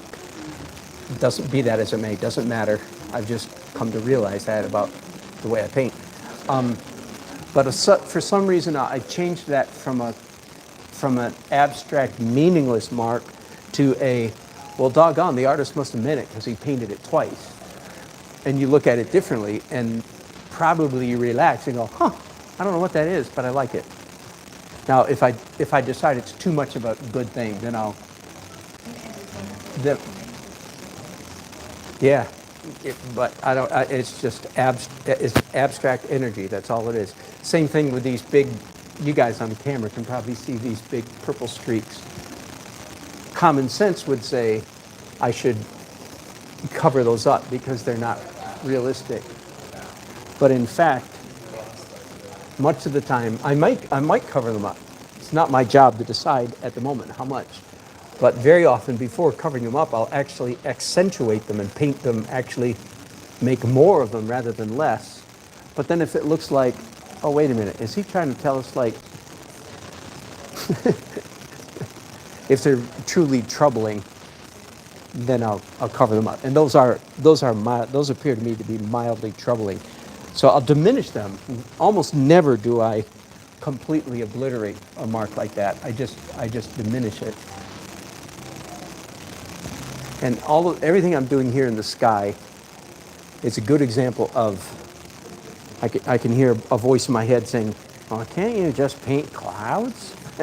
Can't you paint us? Yes, I can. I'm really capable, so much so that it's a danger I have to watch out for. I enjoy clouds so much I can paint them absolutely realistically. I know exactly how to paint clouds. Would not fit in with my painting. So I'm being very careful, in fact, not to paint fluffy little clouds or things. So I'm using all these abstract marks to help keep me from slipping into painting clouds, so to speak. I don't know how to explain. Maybe that's confusing. Probably is. Forget I said all that. The abstract marks help me create an interesting sky that will kind of look like clouds, but will look more like abstract shapes than clouds, which describes my whole painting. These look like buildings, but they kind of, if you look up close, they're just really more, from a distance they look like buildings, but up close they go, it's just a mess. It's just blobs of paint and color and pencil lines and so on, which is a good description of my target objective. Abstract realism is what I call, and I got it from David Leffel, famous artist. Thanks, David Leffel, for that, copying your term. Maybe you didn't make it up either, I don't know. But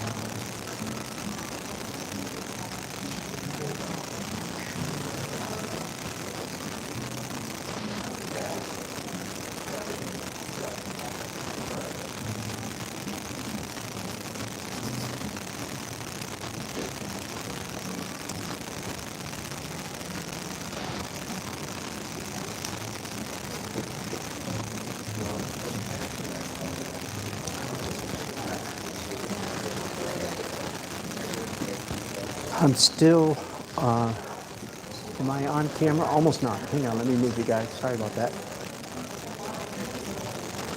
There we go. I'm still fishing for the right sky color. Not sure that I've arrived, but I can get there from here. I think I can get where I'm going, where I want to go from what's there, but I'm still fishing around. Now I'm going to do something right now that I know needs to happen, and that is my sky needs to get considerably darker toward the top. And I don't think we and the viewers, we're going to get an accurate appraisal of the blue sky until we see the dark blue at the top. So I'm mixing up white, phthalo blue, ultramarine, and a little bit of raw umber, which some of you know, that's my raw umber is my go-to color for killing color. Okay, it's on my palette almost exclusively because it's just my favorite color of paint for killing color. Raw umber. It's a student grade raw umber. I've talked about that quite a bit in months past.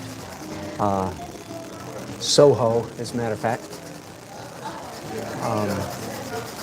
And that's kind of fun. I think it's fun that I've got a student grade paint on my palette that I like very much. That's a slam against snobbery, which I don't like. I'm sure I do. I'm a snob sometimes, but I still don't like it. It's not a. All right, let me look at that now. And now this is not right. So let me obliterate that orange yellow cloud there.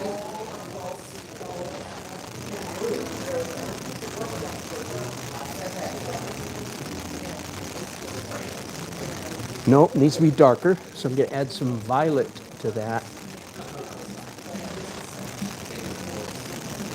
Let's see what that looks like.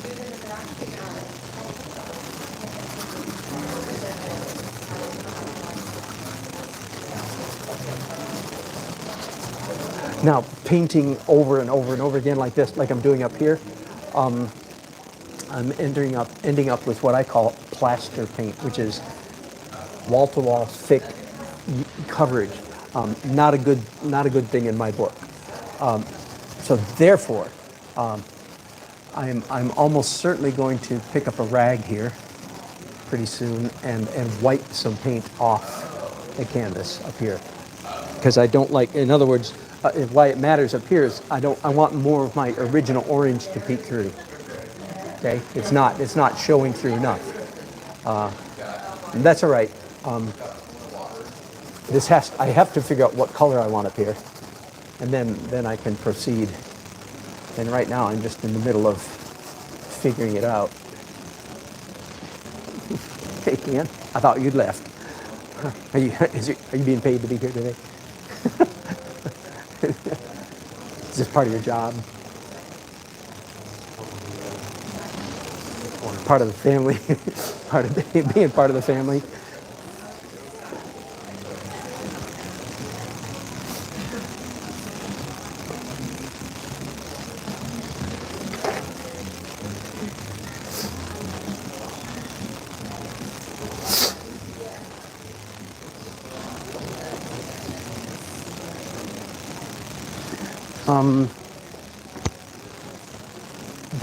I'm getting closer.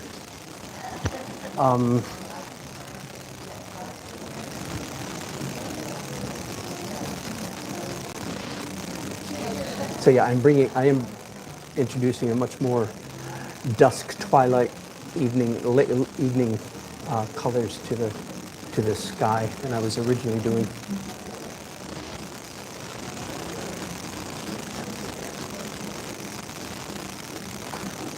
I think that's getting close. Now, of course, it's going to change color. We're looking northeast in this, with this view. So the west is more to our left than to our right. So the sky will be generally lighter over here and darker over here. That's so that yeah, the sky's going to get dark as we go to our left. Now, I think the color might be all right, but I've just got too much of good things, shall we say. So I've just dipped my rag in Gamsol.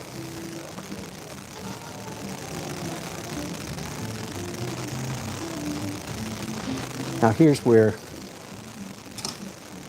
I only have one hand. I only have one rag, so I'm going to intentionally use my left hand to keep myself operating in the, I don't know what side of the brain. I know it's the right side of the brain, but that, whatever. I feel like my intuition stays more, I don't know if I feel I'm more off balance when I'm painting with my left hand. That's how it feels. I feel more off balance. Therefore, I'm a little more intuitive or something than I am with my right hand. I'm not sure if that makes any sense. I'm not even sure it's true, but my brain definitely feels different when I'm using my left hand. Whoa, look what just happened there. I just wiped off more than I intended. That's right.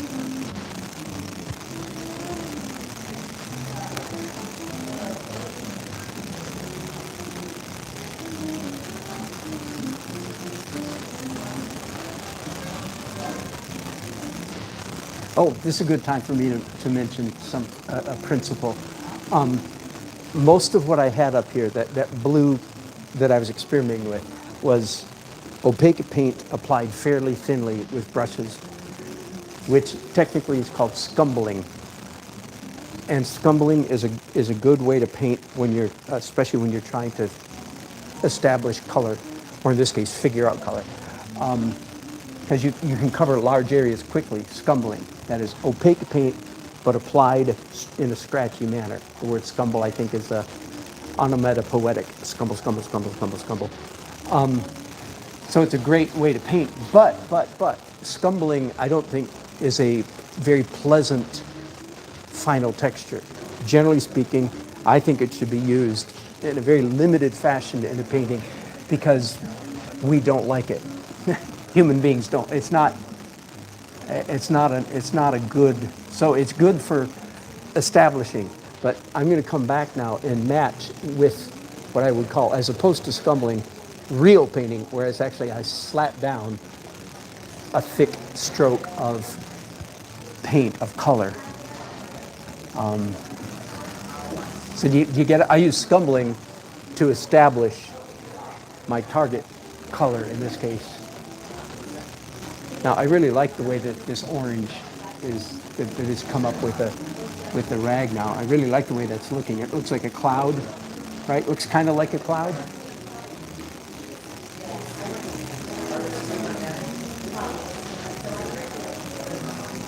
Okay, I'm just going to proceed. I want to wipe off my fingers because I just had them in Gamsol. Actually, I wish I had some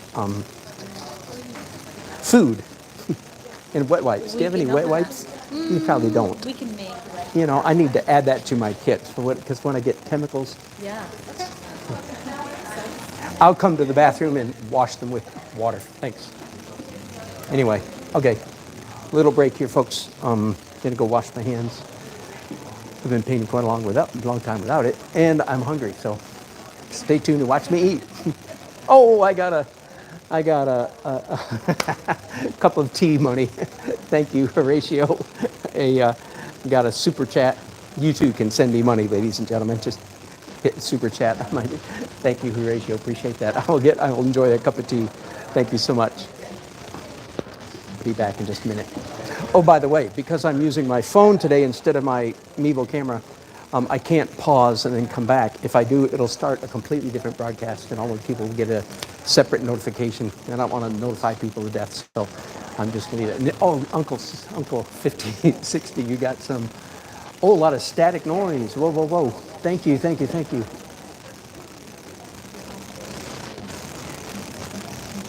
Thanks. I'll try to fix that. Oh, thank you. That's where you're going to grab your plate. Oh, thank you, thank you.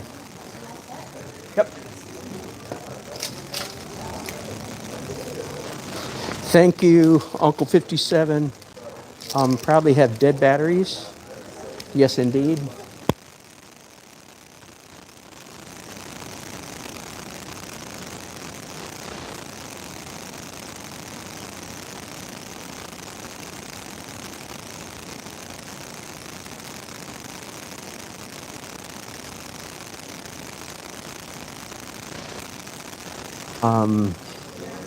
And it turns out I need more batteries than I have.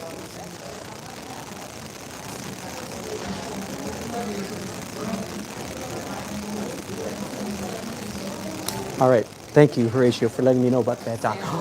Oh, thank you, thank you. Yes, bottle of water or something would be perfect. Thank you. Pardon me, folks. I have a little lunch here, and boy, do I need it.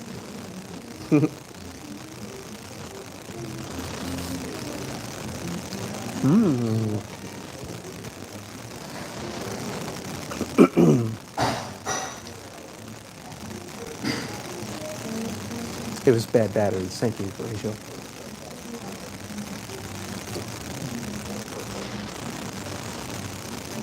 It does look like there's a fog. Thank you, Rachel. All day there's been looking like there's a fog, but there was nothing I could do about it until now when I suddenly got a neck in for lunch. Is that any better?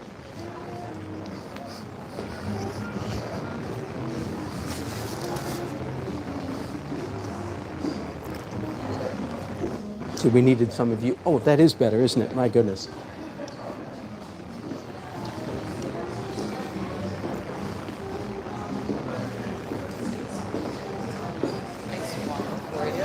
Perfect. Got you a bottle as well in case you want. Thank you.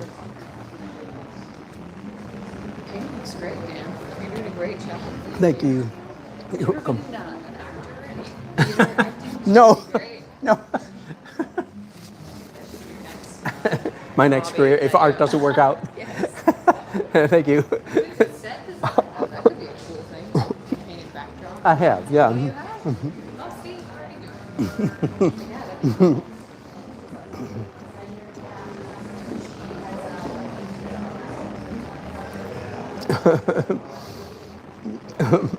Thank you for your conversation. Boy, thank you.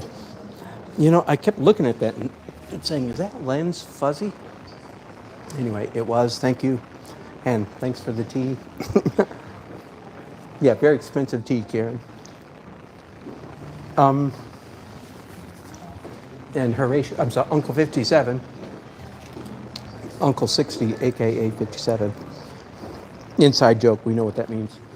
I'm painting at a gallery in downtown Raleigh, new gallery called Centerpiece Gallery, 1 block north of the Krispy Kreme.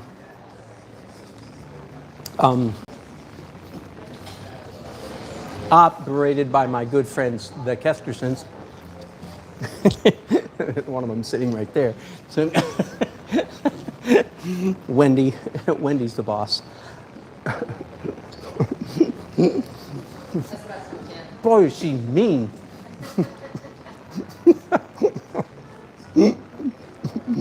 Not hardly.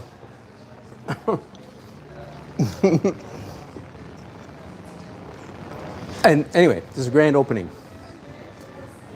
Centerpiece Gallery, newest gallery in Raleigh. I've had a relationship with these people for 15 years.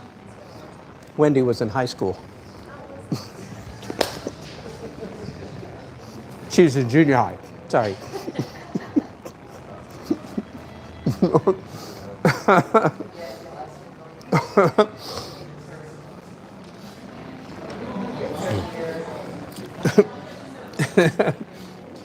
No, your daughter was in junior high. That's just about right? Just about. Yeah, I asked you a while ago how old she was. Yeah. So, I was going to say she was 11, but that doesn't work out right.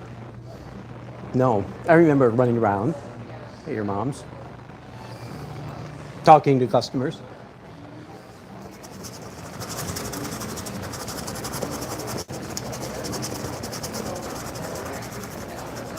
Or kid, was that your daughter running around? Yeah. How old is she now? She's older, right? Yeah, okay. Yeah, yeah, so she was 11, 12.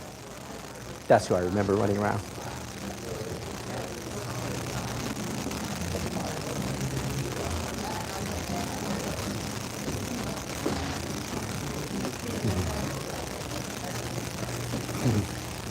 Do you guys mind if I point this around and show? This is just too sweet. Okay, so y'all, this is Wendy and Ken. Wendy is the owner of Centerpiece Gallery. Don't tell her I said this, but she's my favorite gallery owner. And I would say that, I've said it many times, even when she's not sitting there. So. And Ken does framing. And for me, canvas stretching. Woohoo! No. No, the one he stretched for me that was this size, I sold last week at Band Together, fundraiser, Band Together, big fundraiser at Red Hat Amphitheater. This size for $6,000. Silent auction, not even a silent auction. That's the most I've ever sold a painting for. You too can get one of my paintings, 4 by 6 feet for $6,000. Actually, 62 is what we're saying for this one today. Yeah, we can talk. It is. That was encouraging. But my yeah. Correct.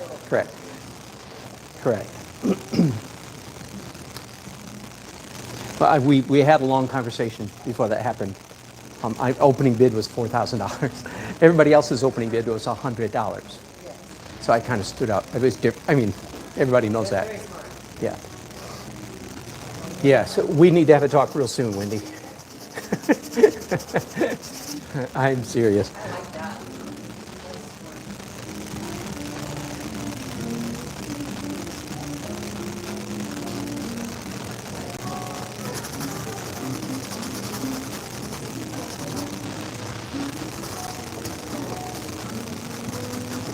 So a little while ago, I was talking about painting trees and how many times, how many layers.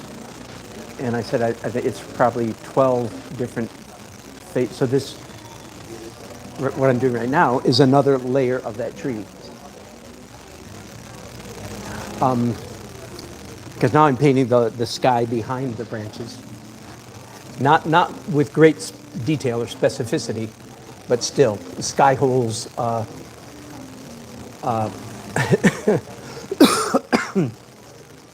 What's the word? Sky holes gone wild.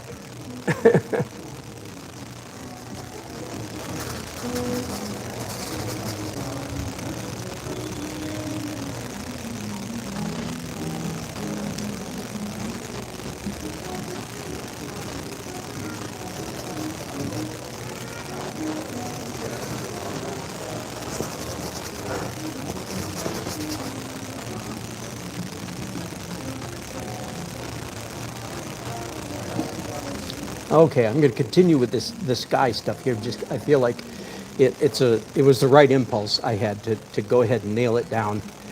It's still going to take a while just to cover this this many acres, so to speak, is a job, and it's not a one-step operation. I'm going to put paint on and then wipe it off and put more on and wipe it off and so on. So I'll be working on this for a while.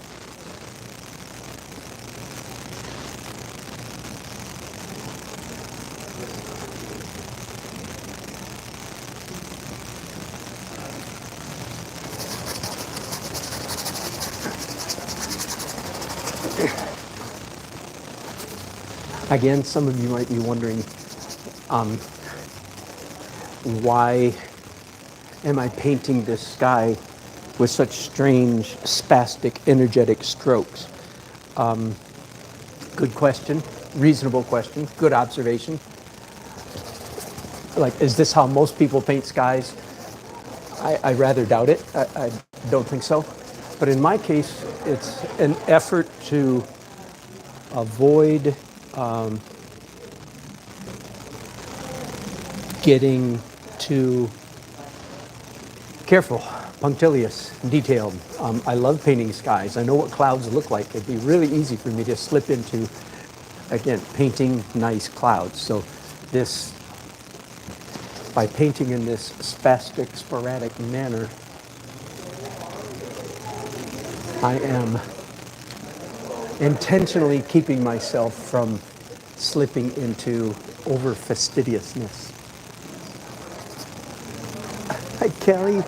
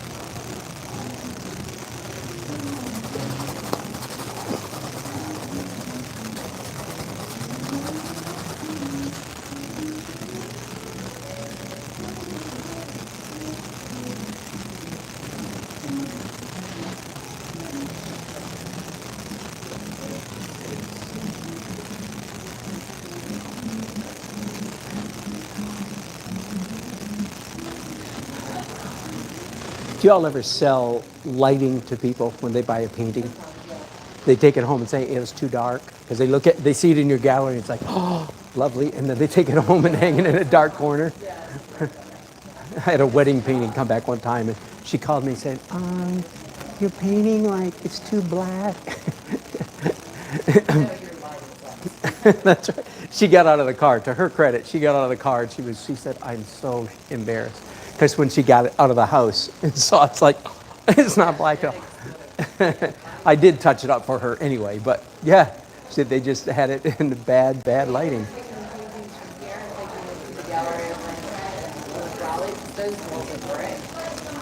So you really have to get some intense light. Where here, where you're Yeah. pretty fortunate. Yeah.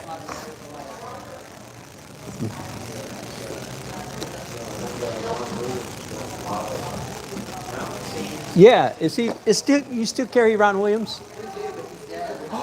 Is he? I was going to ask you. Oh, it's sort of like, I'm not surprised, but I'm sad. Yeah. I mean, everybody has to go. How old was he? Because he wasn't that old, was he? He's not my dad's age. He's around 70. Oh. But his paintings are really dark. Yes. Throw a light on them. Yeah. And then there's so much in there. Yeah, that's right. Oh, so how long ago did he pass away? Maybe 4 years. Really? You know, I think that was still Was yeah. Well, I know he had kind of a hard life compared to most people. Very. Yeah. And actually, he died with non-communicable. But he was military, which nobody knew. And I don't know how they did it, but they had some sort of, it called? His Honor's Memorial Burial Service that the United States government put together. Were you guys the only people that carried him? Or was he, There's some people in Central Tennessee that carry him. is that where he's from? I know he's Yeah. mountain somewhere. So there's a couple galleries that they Took some stuff up there at the end of the time. Did you? Yeah, Do you have a gallery? Something in Virginia. we have an artist, we have a gallery of friends. Oh, do you? He says, Oh. I think I can sell these up here. You want to sell some? Yeah. Wow. Pretty much it. There's so many artists like that. I think the medieval church system was really good for those misfit creative geniuses, who can't walk and chew gum, but they're artistic geniuses like we run into. Yeah. But, they're on the street or whatever, Oh, yeah. It's like, okay, just build this cathedral. Here, spend the rest of your life carving stuff, gargoyles and angels and painting and, we'll feed you. But we don't have that now. No, there is no. It's just tragic. Yeah, and Ron is kind of, I never met him, but I knew some of his story. Yeah. They did a big magazine article on him, and he agreed to all of it. And then when he went back to proof the images, he mixed up almost everything. Because, like, so they took a picture of his hand with the brush. He was like, no, nothing there. The back of his head, no. Oh. Oh. It's just a man, so. An old artist friend who I just learned passed away. Oh, I'm trying not to do that. We see you all the time. You love it. Yes, I paint better with a camera on than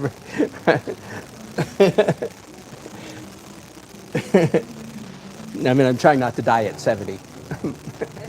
Alone and penniless. Oh, really? Oh, my goodness.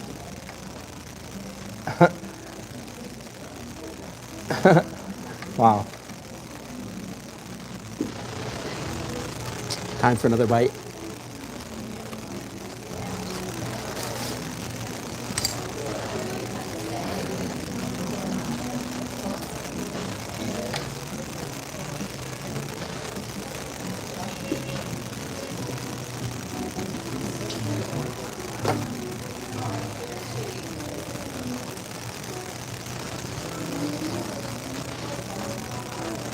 All right, so I feel like the sky is close. It's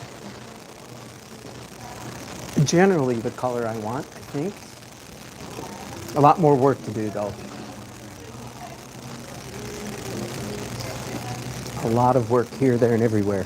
Forgive me, take another bite.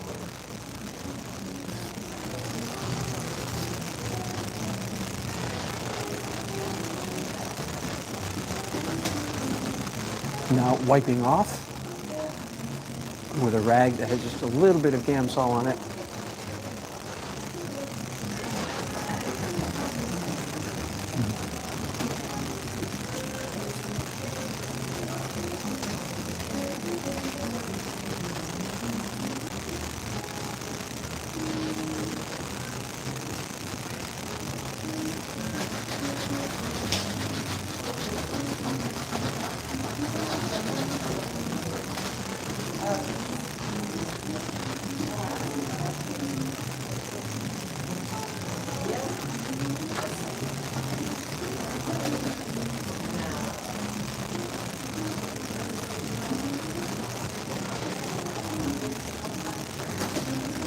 Okay, so what has evolved here is they like two cloud banks coming down like this, and that's working well. I didn't know it was gonna. I thought my cloud banks were gonna go the other way, but they're not, and this is working better. So that helps establish some overall structure in the sky. The sky can still get darker up there. For anybody just joining us, until just a little while ago, this whole sky was orange, pink, peach, orange, yellow, underpainting. It looked like a sunset, but in my mind, it's always been, I knew it was going to be a blue twilight evening sky. The sun is setting behind us to our left, by the way. It's not, the sun's not setting behind the city. That'd be a sunrise, if that were the case, because we're looking northeast.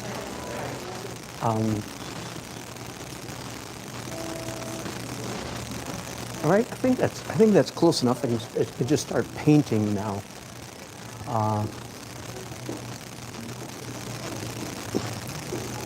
I should either paint or eat, not try to do both.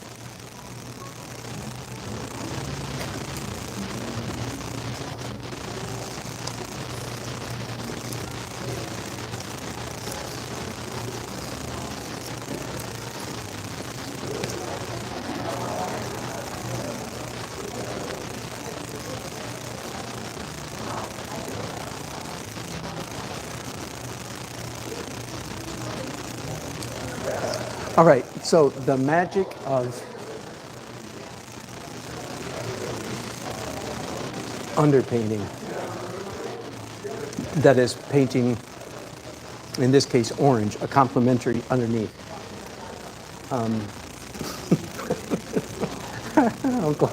Uncle 60, ham and cheese with Gamsol.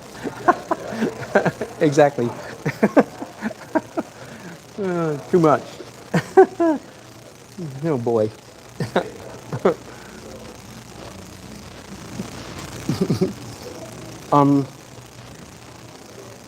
The magic of a complementary underpainting, of course, is that you want the complement to show through in a number of ways.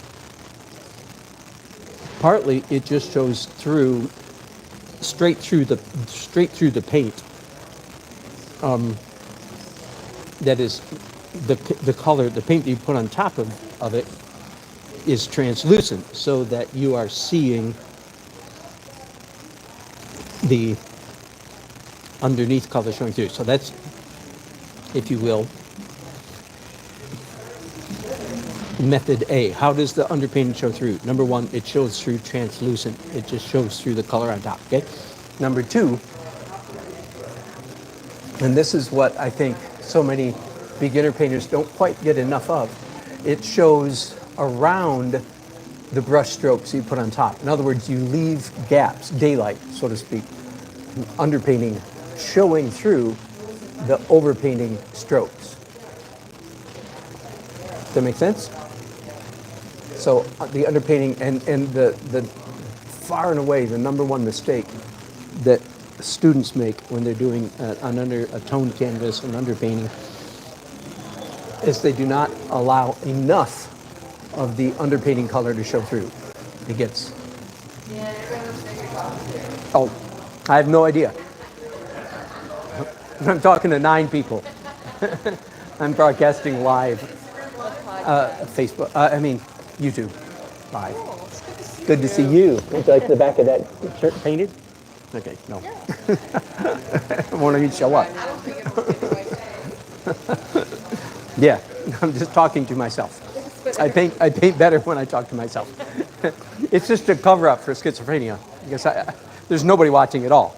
But if I set up a camera. I work alone and I talk to myself all the time. And if anyone tries to speak to me, like, can I have a guest walk in? I'm like, I'm having a staff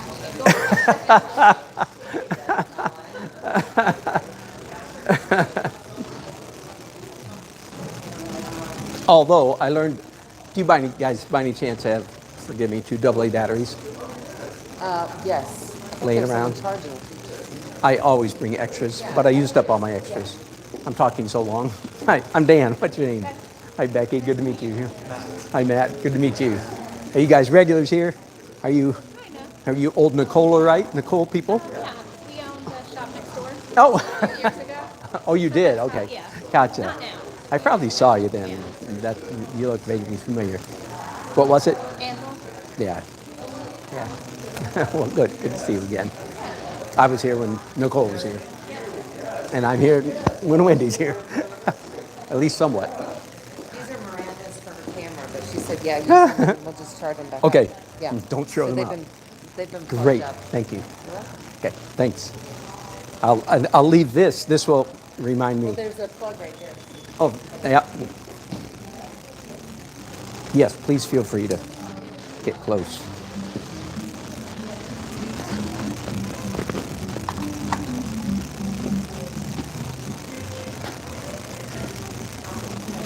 Gonna interrupt your sound again? No, I guess not. I'm okay for a little while. I'll let that go.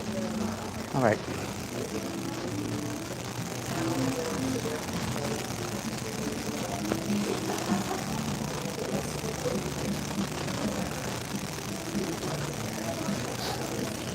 Okay, so if anybody who was watching just a little while ago, I was talking about the inadvisability of leaving scumbling as a final touch, as a final layer, as a final layer touch on your canvas. Because it generally, I believe, human being, it's not a pleasant, it's a necessary and a good tool, but it doesn't leave a terribly pleasant texture. So now I'm coming back, but it's great for establishing, like, what color do I want? What color and what value do I want this or that area of the painting to be? Does that make sense? So you can cover a lot of area very quickly using scumbling, opaque paint applied thinly, but it's not a pleasant final look. So now I'm coming back and basically trying to match the color that I achieved in the scumbling phase, but doing what I call, as opposed to scumbling, doing real painting, which is to be kind of silly. Paint like a man, like a woman. Put paint down, slap some paint down on the canvas. Don't rub it around. That's real painting. In both of those terms could be offensive. Paint like a man, or a woman, or real painting. I know it sounds snobby, but just and by the way, while I'm doing that, I don't know if you can. Am I even on camera? And barely. Yes, you're so welcome. And likewise, hope to see you again. Thanks, Sandra. I don't know if you can see this, but when I say I'm matching the color, but I'm actually not. I'm bouncing around it. I'm playing. I'm doing a little bit darker, a little bit lighter, a little bit bluer, a little bit duller, because of course I'm a painter and I'm trying to make interesting marks and interesting colors. So the scumbling, and it's okay if some of the scumble shows through. That's all right. But you just don't want large areas of your canvas to be finished in a scumbling manner. Why not? As I like to say, human beings don't find that texture attractive. I put it that way to try to help people understand that it's like, well, that's your opinion. Well, yes, it is my opinion, but I don't think it's an idiosyncratic one. I think it's having analyzed people and paintings. So it's not just simply, an unthought out proposition. So that's why I say it. Human beings don't like seeing it. And again, it's okay if little bits of the scumbling texture. That's all right. That's all right. We're not.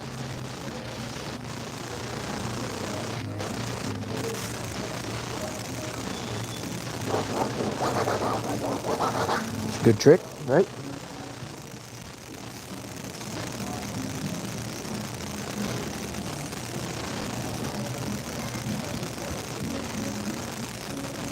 Right, way up here in the very corner. Yeah, I am, if you will, vignetting. Is that a word? I'm creating a vignette by making the corner go darker. Yeah, of course. Why not? Of course. It makes sense here. I don't want a lot of attention drawn to the corner.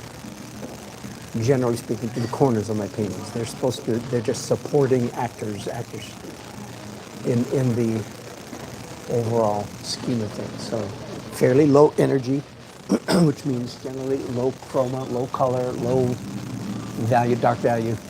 That's all that is. I'm just describing the art, the well-known art of vignette. or is that turning into a verb, vignetting the corner, making it fade. I think I'm going to continue in this direction, more of the same. Let me give you another guideline that can help you in painting the sky.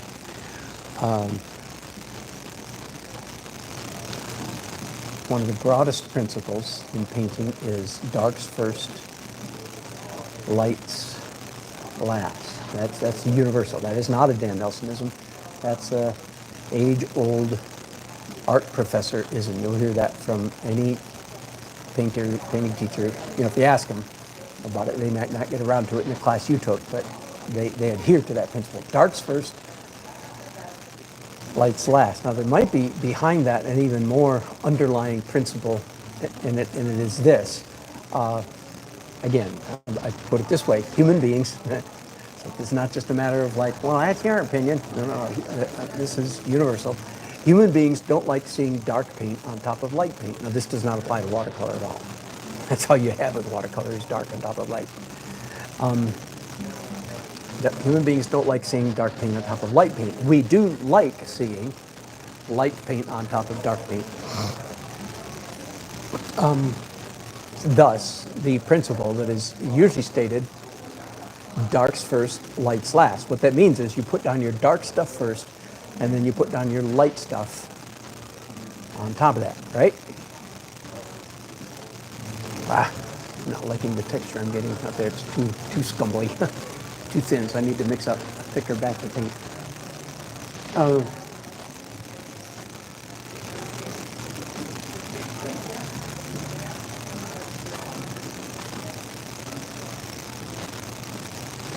When it comes to skies, painting skies, and how do you proceed? The answer is, everybody knows, darker at the zenith and lighter the closer you get to the horizon, right? So if it's darks first, lights last, that means you should paint this way, a sky, and that is correct. However, many times when you're doing a painting, you don't know what color this should be up here. You have to start down here with the light stuff. So you're painting light and then getting darker. I've resigned myself to saying very many times you have to paint a sky twice. First time, you go light to dark, so that because you know what color you want down here, and then you gradually get up there and figure out what color you want there. And then you go back and do it the other way around. So that's exactly what I'm doing right now. I've already painted the sky once. I know essentially what my target colors are everywhere. I don't like the texture, but I've hit the target. And now I'm coming back and following traditional protocol. That is to say, darks first, painting the dark, and then I'll come down and get lighter. All of these rules can be broken, absolutely. The name of my book, unpublished, which, by the way, is probably now, forgive me, I've been talking about it for years and it will probably become actually a video, a series of videos. Be that as it may. The title of it is The Breakable Laws of Painting. Every law can be broken, of course. Every law can be broken when it runs smack dab into an intervening or overpowering law. That's when each law gets broken. But if you don't think there are laws, or if you don't know what the laws are, then, as I usually say, then you're probably just screwing up, which in fact just does describe, all of us to some degree. But, so the rule I'm saying, darks first, lights last. Not always. Of course not always. Nothing is always. But most of the time, yes. Most of the time. There are intervening or overruling rules. That's a good way to put it. Overruling rules. Rules that overrule the normal rules. Of course. And of course, we are not automatons. We are creative, intuitive thinkers. The danger for most young painters is that too much creativity and not enough knowledge. And bushels and bushels and baskets and barrels of creativity doth not good paintings make. Information makes good paintings. Intelligence makes good paintings. Knowing what you're doing is what makes good paintings. Every once in a while, a student can make a good painting. I speak of my younger self, myself. But generally speaking, the more we learn, the better we get. All right. Let's stand back. I think I'm liking the way that's going. Yeah. Yeah. It's actually a little bit hard to see in here because I've got as you can see, I've got a window right behind me, right behind the canvas. A little bit, I'm staring into, light when I'm seeing the edge of my painting and my eyes spill over the edge of the canvas. But that's right. I've certainly painted in lots worse situations than this. I'm indoors, for goodness sake. It's not 90 degrees or raining or 30 degrees and snowing. So not complaining at all. Not even close. I'm liking that, by the way. Some accidents, some happy accidents just happened up there. I'll continue. I still need to mix up just a bigger pile of paint so that I can slap it on a little more thickly. What colors am I using? It varies with each mixture, of course, but basically titanium white, ultramarine blue, phthalo blue, and raw umber. For those of you who are new to the color world, ironically, usually a burnt color like burnt sienna is darker than raw sienna, much darker. But ironically, raw umber usually is actually darker than burnt umber. So when I'm saying raw umber, it's a very dull, it's like a mousy gray in a tube. I love me some raw umber. Here's a funny little, since I'm talking about raw umber, here's a funny little, for what it's worth, fun facts to know and tell.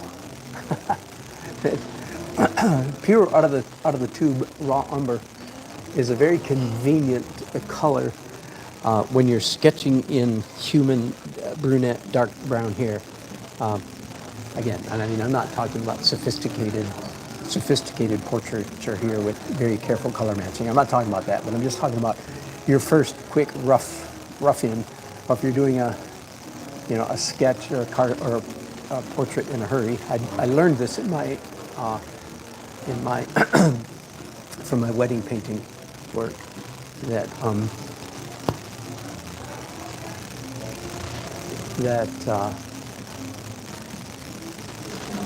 straight out of the tube raw umber. Hey, that works really good for something's exactly like the color of her hair. Just for what it's worth, that's a funny one.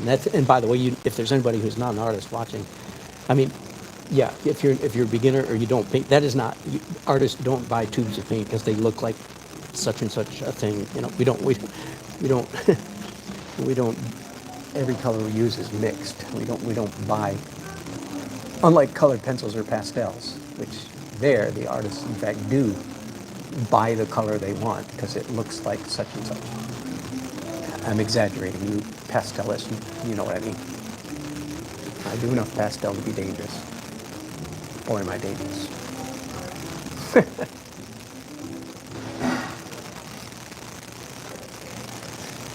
If you want to, by any chance, you want to see any of my pastel work, one comes to mind on YouTube. My channel, just do a search for self-portrait in 6 media or 6 mediums. I don't remember which. But anyway, self-portrait, Dan Nelson, self-portrait in 6 media. That was an assignment for a catalog cover for Jerry's Panorama. And indeed, I did. I used oil, acrylics, watercolor, pastel, and so on and so forth, airbrush, pen and ink.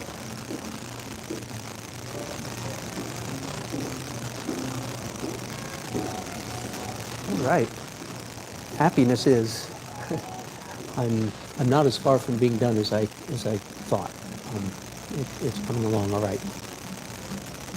Adding more. Now, Naples yellow. I love Naples yellow. Again, it's just such a convenient color.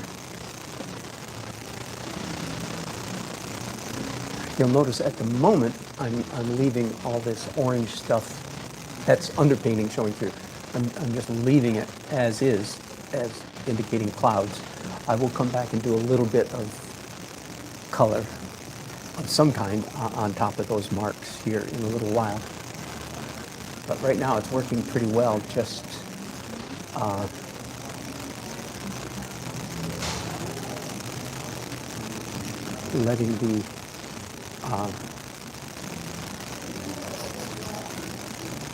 letting the underpainting show through as cloud is working quite well, so I'm not in a hurry to fix that. I'll touch those areas with a very light hand.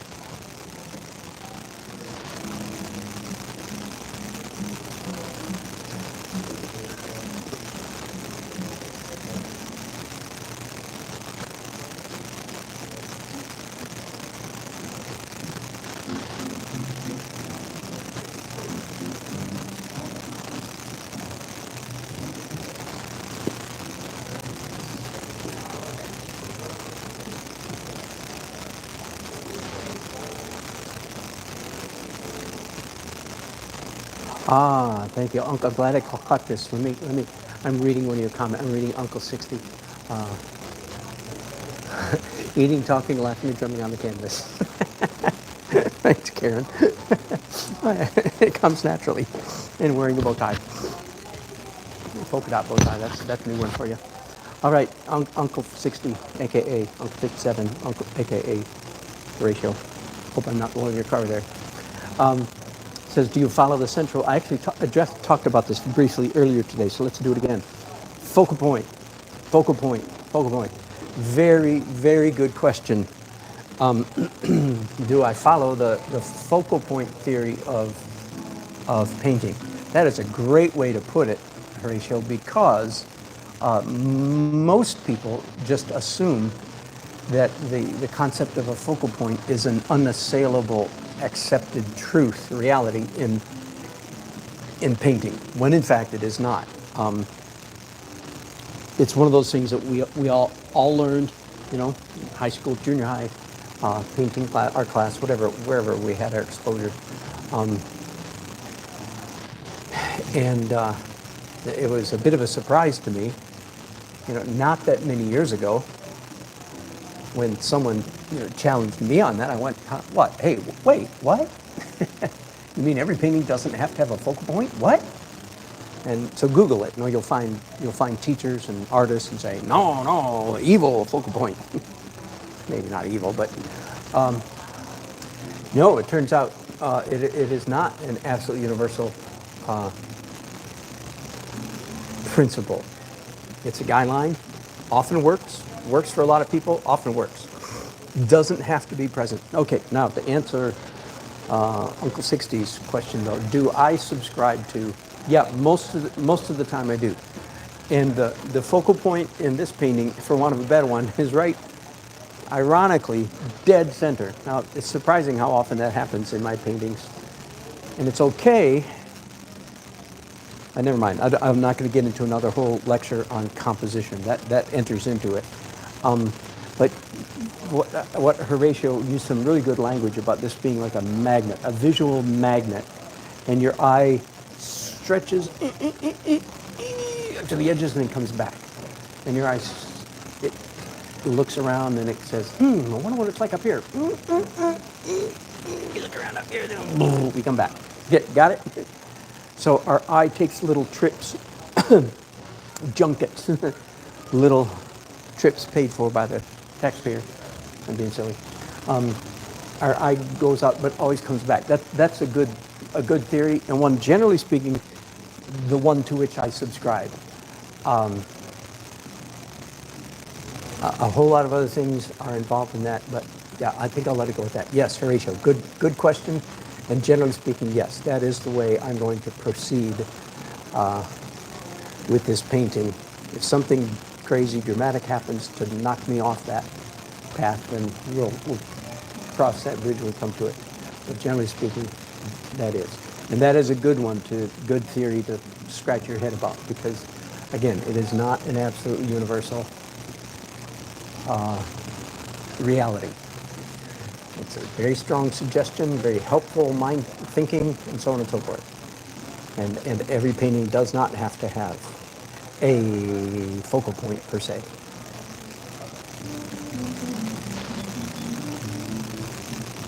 What's the alternative? I'm not sure. You Google it and you can find out what the language might be. A field painting. That is, you're not bringing back to a point on the canvas. You're not bringing the viewer back to a particular point, but you're allowing the the viewer to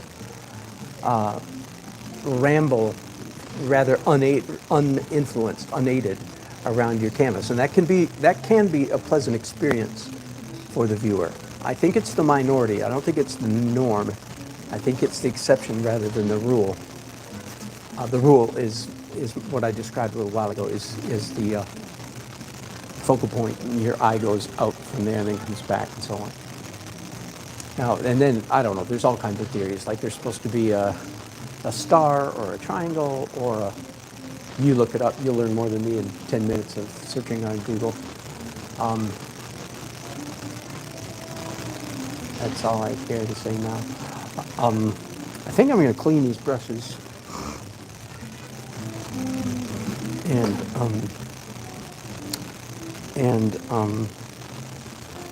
then tackle some of the lighter areas in the sky, the clouds, what is now turned into clouds of the yellow-orange bits.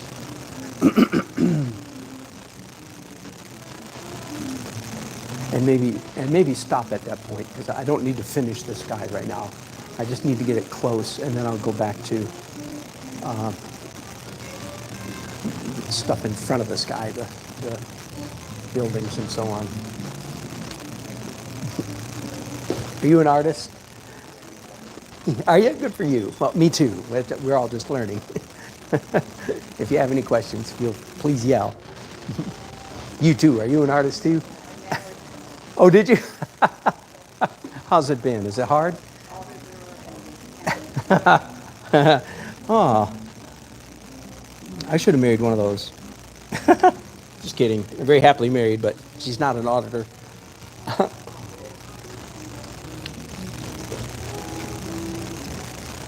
Okay. Forgive me. Talking with my mouth full. I'm going to clean up my palette again because it's covered with blue-gray paint.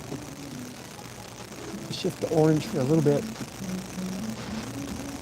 And again, I'm not going to finish the sky today, but at least now it's, as they say, within shouting distance of its finished look.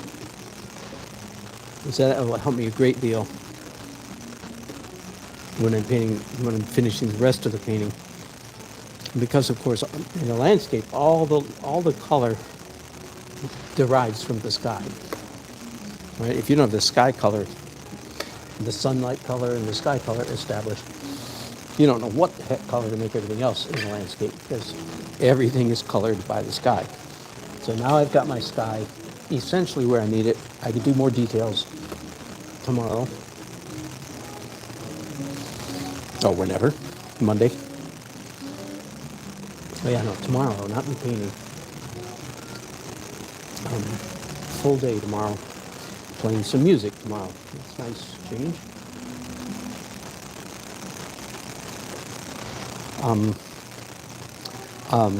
Because nowadays I always reserve, my paintings are not done until I do a final glaze and touch up. So I have to wait up for all this to dry.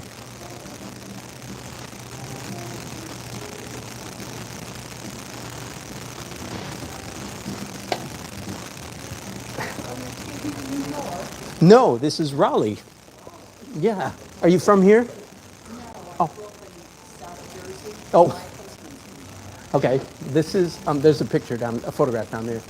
This is the view of Raleigh from Dix Hill. Dorothea Dix. Do you live here now? Yeah. I've been coming to Raleigh since February 1960. Are you serious? You come here for a vacation? Did you have family? Oh my goodness. I've lived in Biloxi, Mississippi, Mobile, Alabama. Oh my goodness.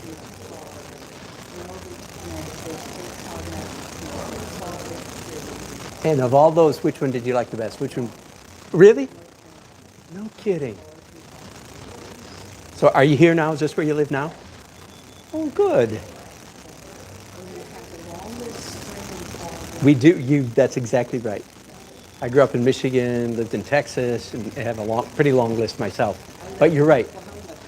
The nicest spring and fall. It's exactly.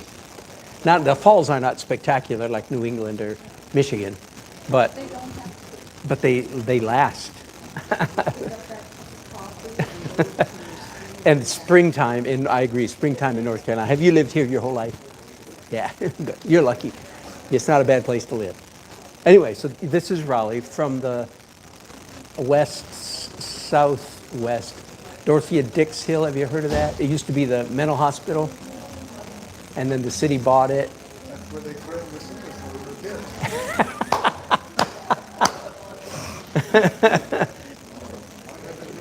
were kids. So, and there's never been a great view from there, except about 10 years ago. I don't know if you heard about it or were here. The tornadoes that blew right through downtown. And they went over Dix Hill, and they took out 3 or 4 huge oak trees, which is a shame, but it created a place on the hill where we actually suddenly have this beautiful view of downtown Raleigh. So all the photographers and artists have said, whoa! Now we have it. So that's what this is.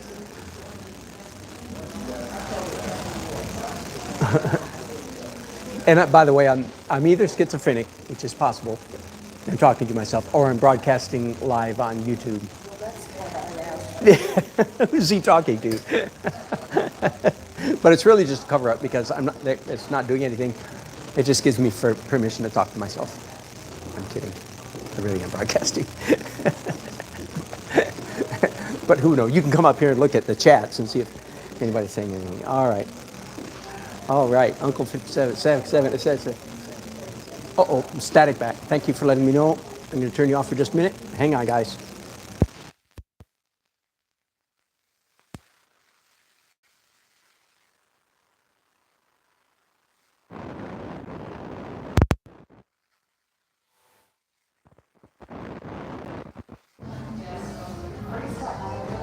All right, let's see if that works. Testing, 1, 2, 3.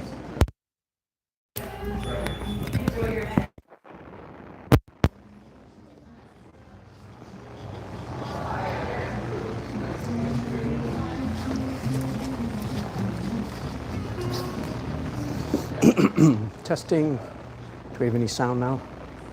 We do. Okay, good. Thanks, Rachel, for letting me know. my followers let me know. Change your batteries. Funny, I say tall yellow building point as a point, and then the tall yellow building as a point. Yeah, I agree. Okay, good. I like it. You're suggesting it. That is a good. This started to come out really nice as soon as I painted the dark sky behind it, didn't it? As I was hoping. And this too, and then the houses, so. Cool. All right, let's get back to work. I'm gonna do a little bit in the clouds up there. But I've got this burden hanging over me. My brain keeps saying, you're supposed to be doing dark details. All right, shut up. I'm working on it. That's my inner voice, squeaky voice, you know. So I'm going to try to touch up those clouds just a little bit. I'm going to not use this brush anymore. Let's change. Every once in a while, it's a good idea to change brushes simply because that creates more interest in the marks, more variety in the marks.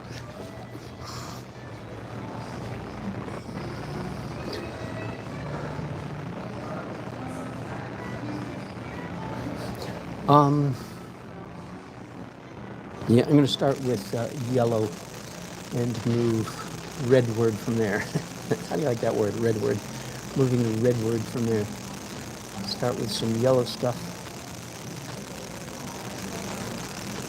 Warm yellow, very, very warm yellow.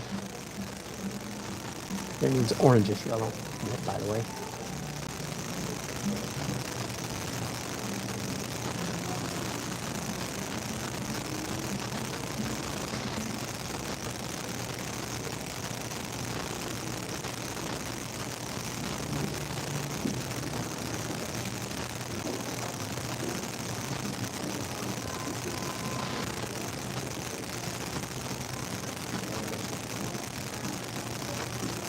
That's just too hot. I don't really mean hot. In the sense of warm, it's too chroma, too intense. Let me back that down. I'm going to add some red orange to that. I'm not going to take off what I put on there. It's a daring, bold move, but I'm going to, for my subsequent marks, I'm going to back off to a slightly more subtle orange.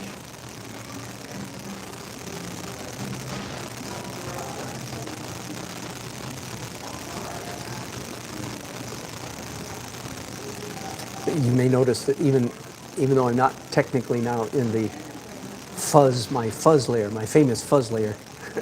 Oh, it is so famous. I'm so famous, aren't I? I'm so famous. I have 13 people watching me. But I like all 13 of you. My grandson, Izzy, who's 8 years old, he's very supportive of me in my career. And he keeps asking me, my name is Bika, because when he was 1, he couldn't say Grandpa, so I became Bika. He says, Bika, are you famous yet? And every once in a while, I'll give him some indicator as to how famous I is or I ain't. And a couple weeks ago, okay, so this is just me rambling. You don't have to listen to any of this. A couple weeks ago, there was somebody making a YouTube video, somebody in South America making a YouTube video. And he asked for, the maker of the video asked permission of me if he could use some of my footage from my pen and ink video. And I said, sure. So he did. And he called me the renowned artist, Dan Nelson. So I was happy to inform my grandson that I was one click more closer to famous. Since somebody in South America called me renowned. Golly, who'd ever thunk it? Anyway, I was saying earlier, even though I'm not in the famous fuzz area, that's what got me off track.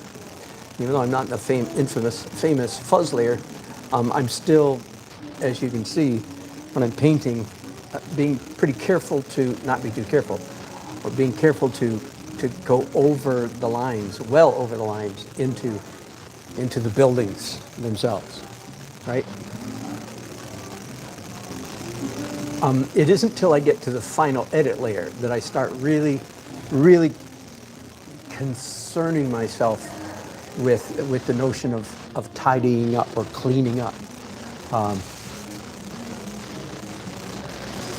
Those kinds of things. And at that point, it's my job to decide what needs to be cleaned up. I'm always surprised at how little, how much the earlier abstract messes don't need to be cleaned up. Does that make sense to you? Let me say that again.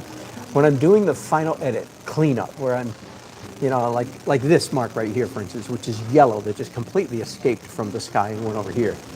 In the final edit, I'll decide whether that's a good mark or a bad mark, to have that big blob of sky yellow right in the middle of that blue building. And it always surprises me how much of those abstract accidents, can I call them that, is how much they don't need to be cleaned up, how much they're okay.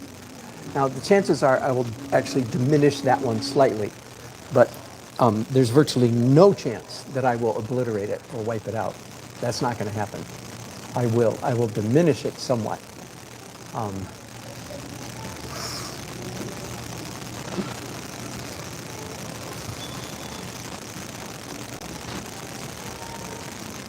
really enjoying this color that I'm mixing up right now. Man, there he is. Skyline, it's Good. It smiling comes out. It has, it has. Talking to yourself, aren't Yeah, you? I am. Good to see you. That's what I've been saying. Either I'm schizophrenic and I'm just pretending this is a camera aiming at me, or I'm schizophrenic. Good to see you. I've gone big lately. I don't know if you've heard. You got the end of my, not the end, but you got the last of my small paintings. I'm not painting small anymore. Yeah. Oh, that's a decent size. Yeah. Good to see you, Doc.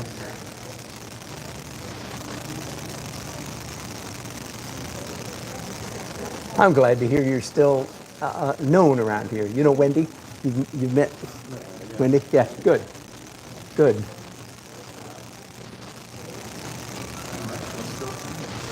Oh, yeah, good for you. Good for you. All right. So one of the nice things that just happened here is this cloud up here is a complete accident. But it's very important. It turns out very important because it breaks up the boundary. I've got shape. I think the tree's going to break up more, but that's. Have you heard of boundary ratios? Yep. I got it from Bob Rankin. Yeah, one of the best tips, tricks I ever heard, maybe from anybody, was his teaching on boundary ratios.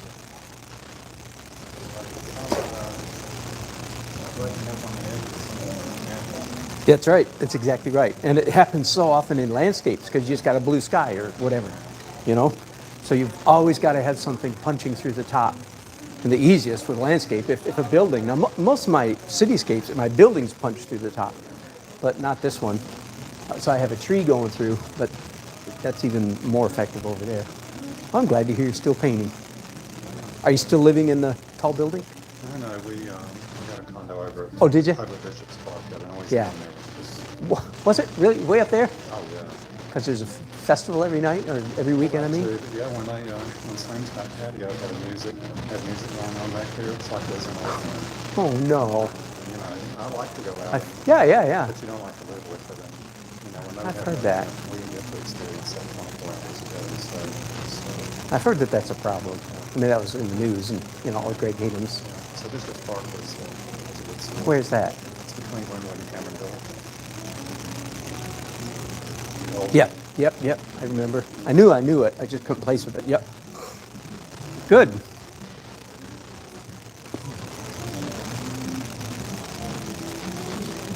Okay, I thought I was going to be done with this guy, but I'm not. It's not quite enough light down here, so forgive me just a minute. You need to do some.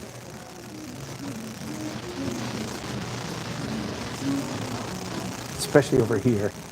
The sky is just too dark down here, so. And I'm actually doing a pinkish. One thing influences another. Once I got the pink stuff happening up here, I realized, I could really use more pink down here. And I actually, what's the word? Technically speaking, the sky should grow redder the closer it gets to the horizon. That brings up a whole other conversation that I won't get into here. I have taught classes in the past on the anatomy of a sunset. If you understand the physics, why a sunset looks the way it does, it will help you a great deal. I'll do that again sometime, by the way. I haven't done it on a broadcast. I don't think ever. That'll be a good topic. I'll try to make a mental note of that. Let's do a broadcast on the anatomy of a sunset. There's a lot to understand, and again, it will help you in your painting of sunsets. You know what you're looking at. Here's a funny trick question. What's the most common color in a sunset? The answer is brown. You don't know it, but it's true. What makes a sunset beautiful? Mostly the color brown. That's a kind of a kind of a joke, but it's true, because we would say yellow, orange, red, pink, blue, green, purple, right? Yeah, but almost all those colors are actually stacked up on top of each other, and the stacking produces actually, if you had a color isolation tool, you would say, golly, that's actually brown. All right. The sky's not finished, but it's finished enough that I can now. So forgive me just a minute. Again, a little break here. I'm going to raise my easel back up, and this is an easel that doesn't go up and down quite as easily as on the other easel. So bear with me for a minute.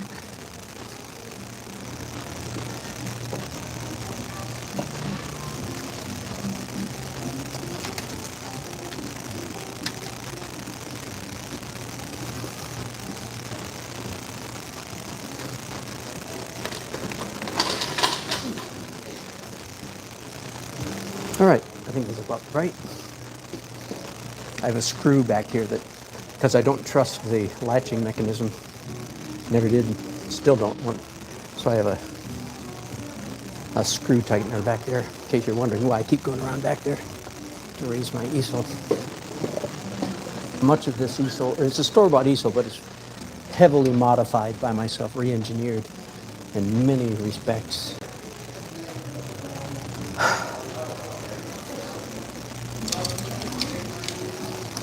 All right, now I have to clean off my palette again. Yep, I do.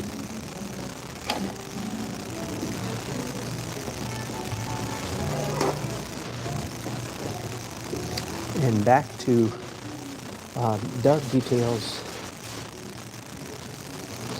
back into buildings. All right, let me give, some of you were with me, most of you weren't, back when I was doing the buildings before I took a break for the sky. Any comments I should be catching? Uh-oh. Is the sound still bad? Uncle 50, Uncle 60?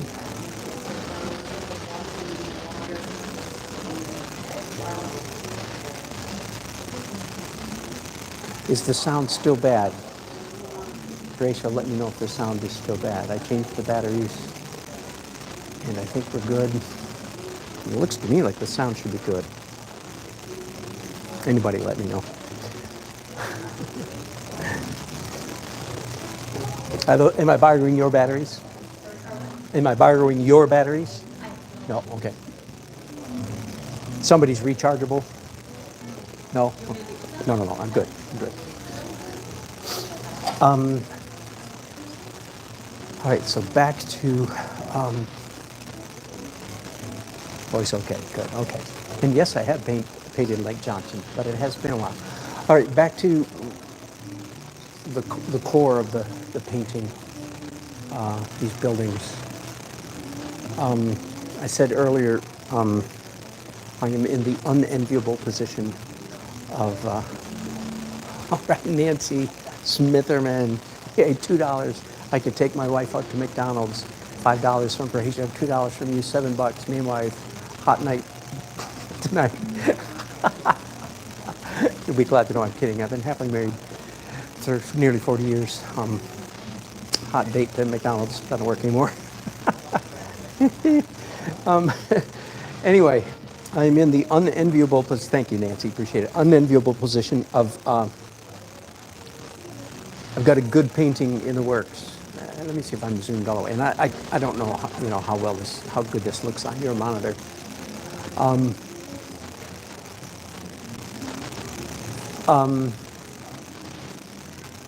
That means it's mine to screw up. I am eminently capable. I have proven to myself many times, more times than I like to mention, that I am capable of screwing up a good painting by basically doing too much. So again, I'm preaching this sermon to you because I'm preaching it to myself. Ride the brakes, go slow, be careful. The layer, what I'm doing right now, the stage I'm at, I took a break to do the sky.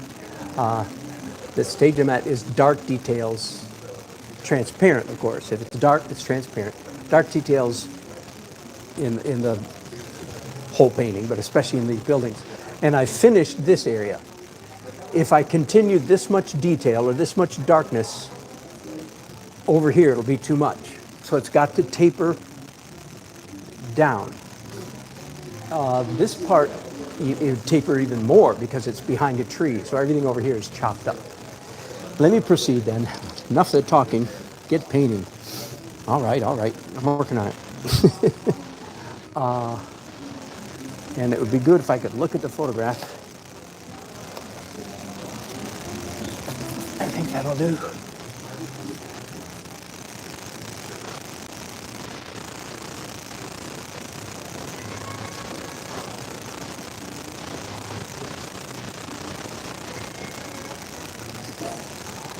Trying to decide what color to mix up as I get started here. I'm going to start out with a little bit of pure oxide red, which is not red, it's brown, just for you. Maybe somebody's new to the painting world. Not everything that's called red is red. Indian red, English red, oxide red. None of those are red, they're all brown. Naples yellow is not yellow, it's brown. It's very yellowish, but anyway. Why do I call it Naples yellow brown? Because if you put Naples yellow next to a real yellow, you'll say, oh, it's a brownish yellow. Yeah, so anyway, I call it brown.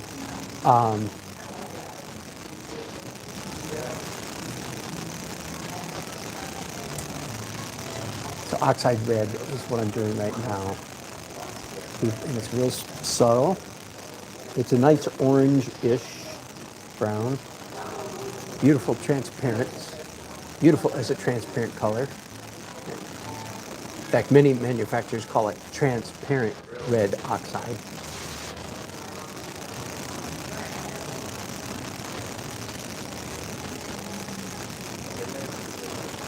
I'm just going to continue. That seems to be working fairly well before I introduce any other colors, darker colors. Now let's just continue for a bit. Again, I don't want to look back on this painting and say, oh, darn it, I should have quit. I should have stopped. I should have not done so much over there. Like, how about this? And by doing windows here, am I doing too much? It's very possible that I am. I think that's okay.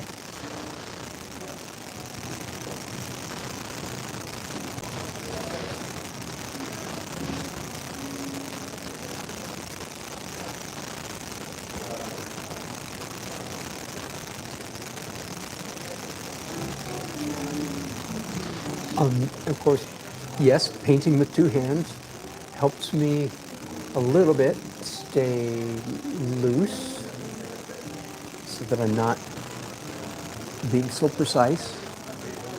Painting in transparent colors so that what I'm painting is not obliterating or covering up what's underneath. That helps me stay loose. Using long-handled brushes, that helps me a little bit stay loose. So all of these are tricks to try to keep me from slipping into the trap, of which I am frightfully skilled at doing, the trap of painting too much, saying too much. The real beauty in a painting does not consist in what you explain, but in fact what you don't explain. The mysterious parts of the painting end up being the most beautiful parts. Let me say that again, that's worth repeating. Again, counterintuitively, contrary to what most student painters would think, the most beautiful parts of their painting end up not being the parts where they spelled out everything very carefully and accurately, but instead end up being the parts where there's mystery, where you can't tell exactly what's happening, but you think it's this and that, and thus and so. Okay, that's a good description. Write that down. That'll be on the test.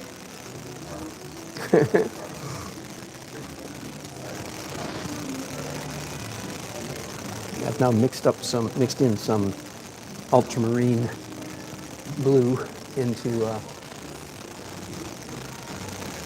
this, what's on my brushes, so that I can do a little bit darker little bits darker. I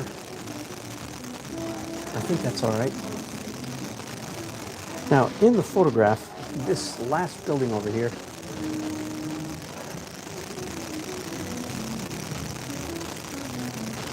is very sharp and pronounced.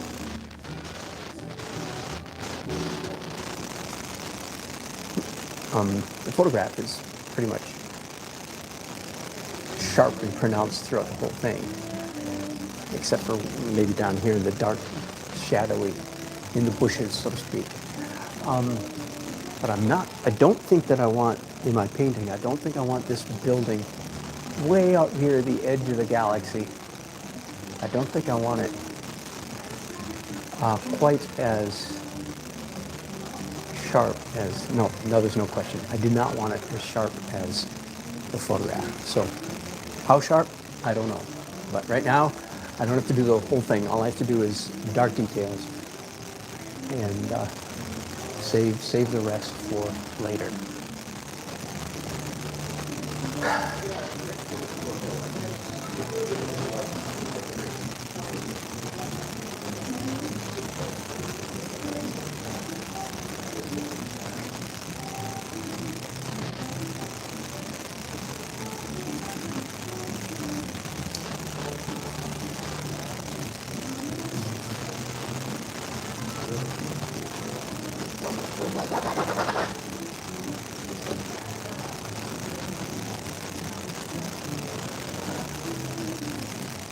Again, let me repeat to myself and repeat to you. While we are in the act of painting, most of the time, here's where our brain, our mind is at, most of us. Our mind is thinking in a fairly literal vein. I'm talking about representational painters, realistic painters, like myself. You have to stretch the term just a little bit to call me a realistic painter, but you know what I mean. It's not abstract, non-objective thing, clearly. Okay, but while we're in the act of painting, we're trying to explain. We're trying to splain stuff, right? Building, you know, edge of building, roof of building, window in building, antenna on building. We're always explaining stuff. And the danger is we get our head down. We just start plowing forward like a plow, like the proverbial plow or bull in the china shop. Just like, get her done, just get her done. Losing sight of the fact that, when we finish, stand back and look at our painting with fresh eyes, we go, oops. The most beautiful aspect of parts of the painting were not the parts that were carefully or well explained. Turns out the parts that are the most beautiful are the parts where we sloughed off, backed off, and stopped explaining so much. The soft areas, the fuzzy areas. This is a deep mystery, and not one that's easily apprehended. Believe me, I'm still trying to apprehend it. Okay, I'm a little slow.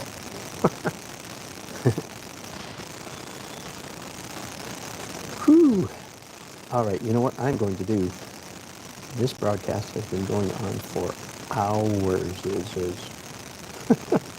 Of course, I know people are coming and going the whole time, but I don't have my Mevo camera, by the way, so I'm having to do this straight. My Mevo broke. Darn Mevo broke. Second one in 2 years. I didn't break it. It broke by itself.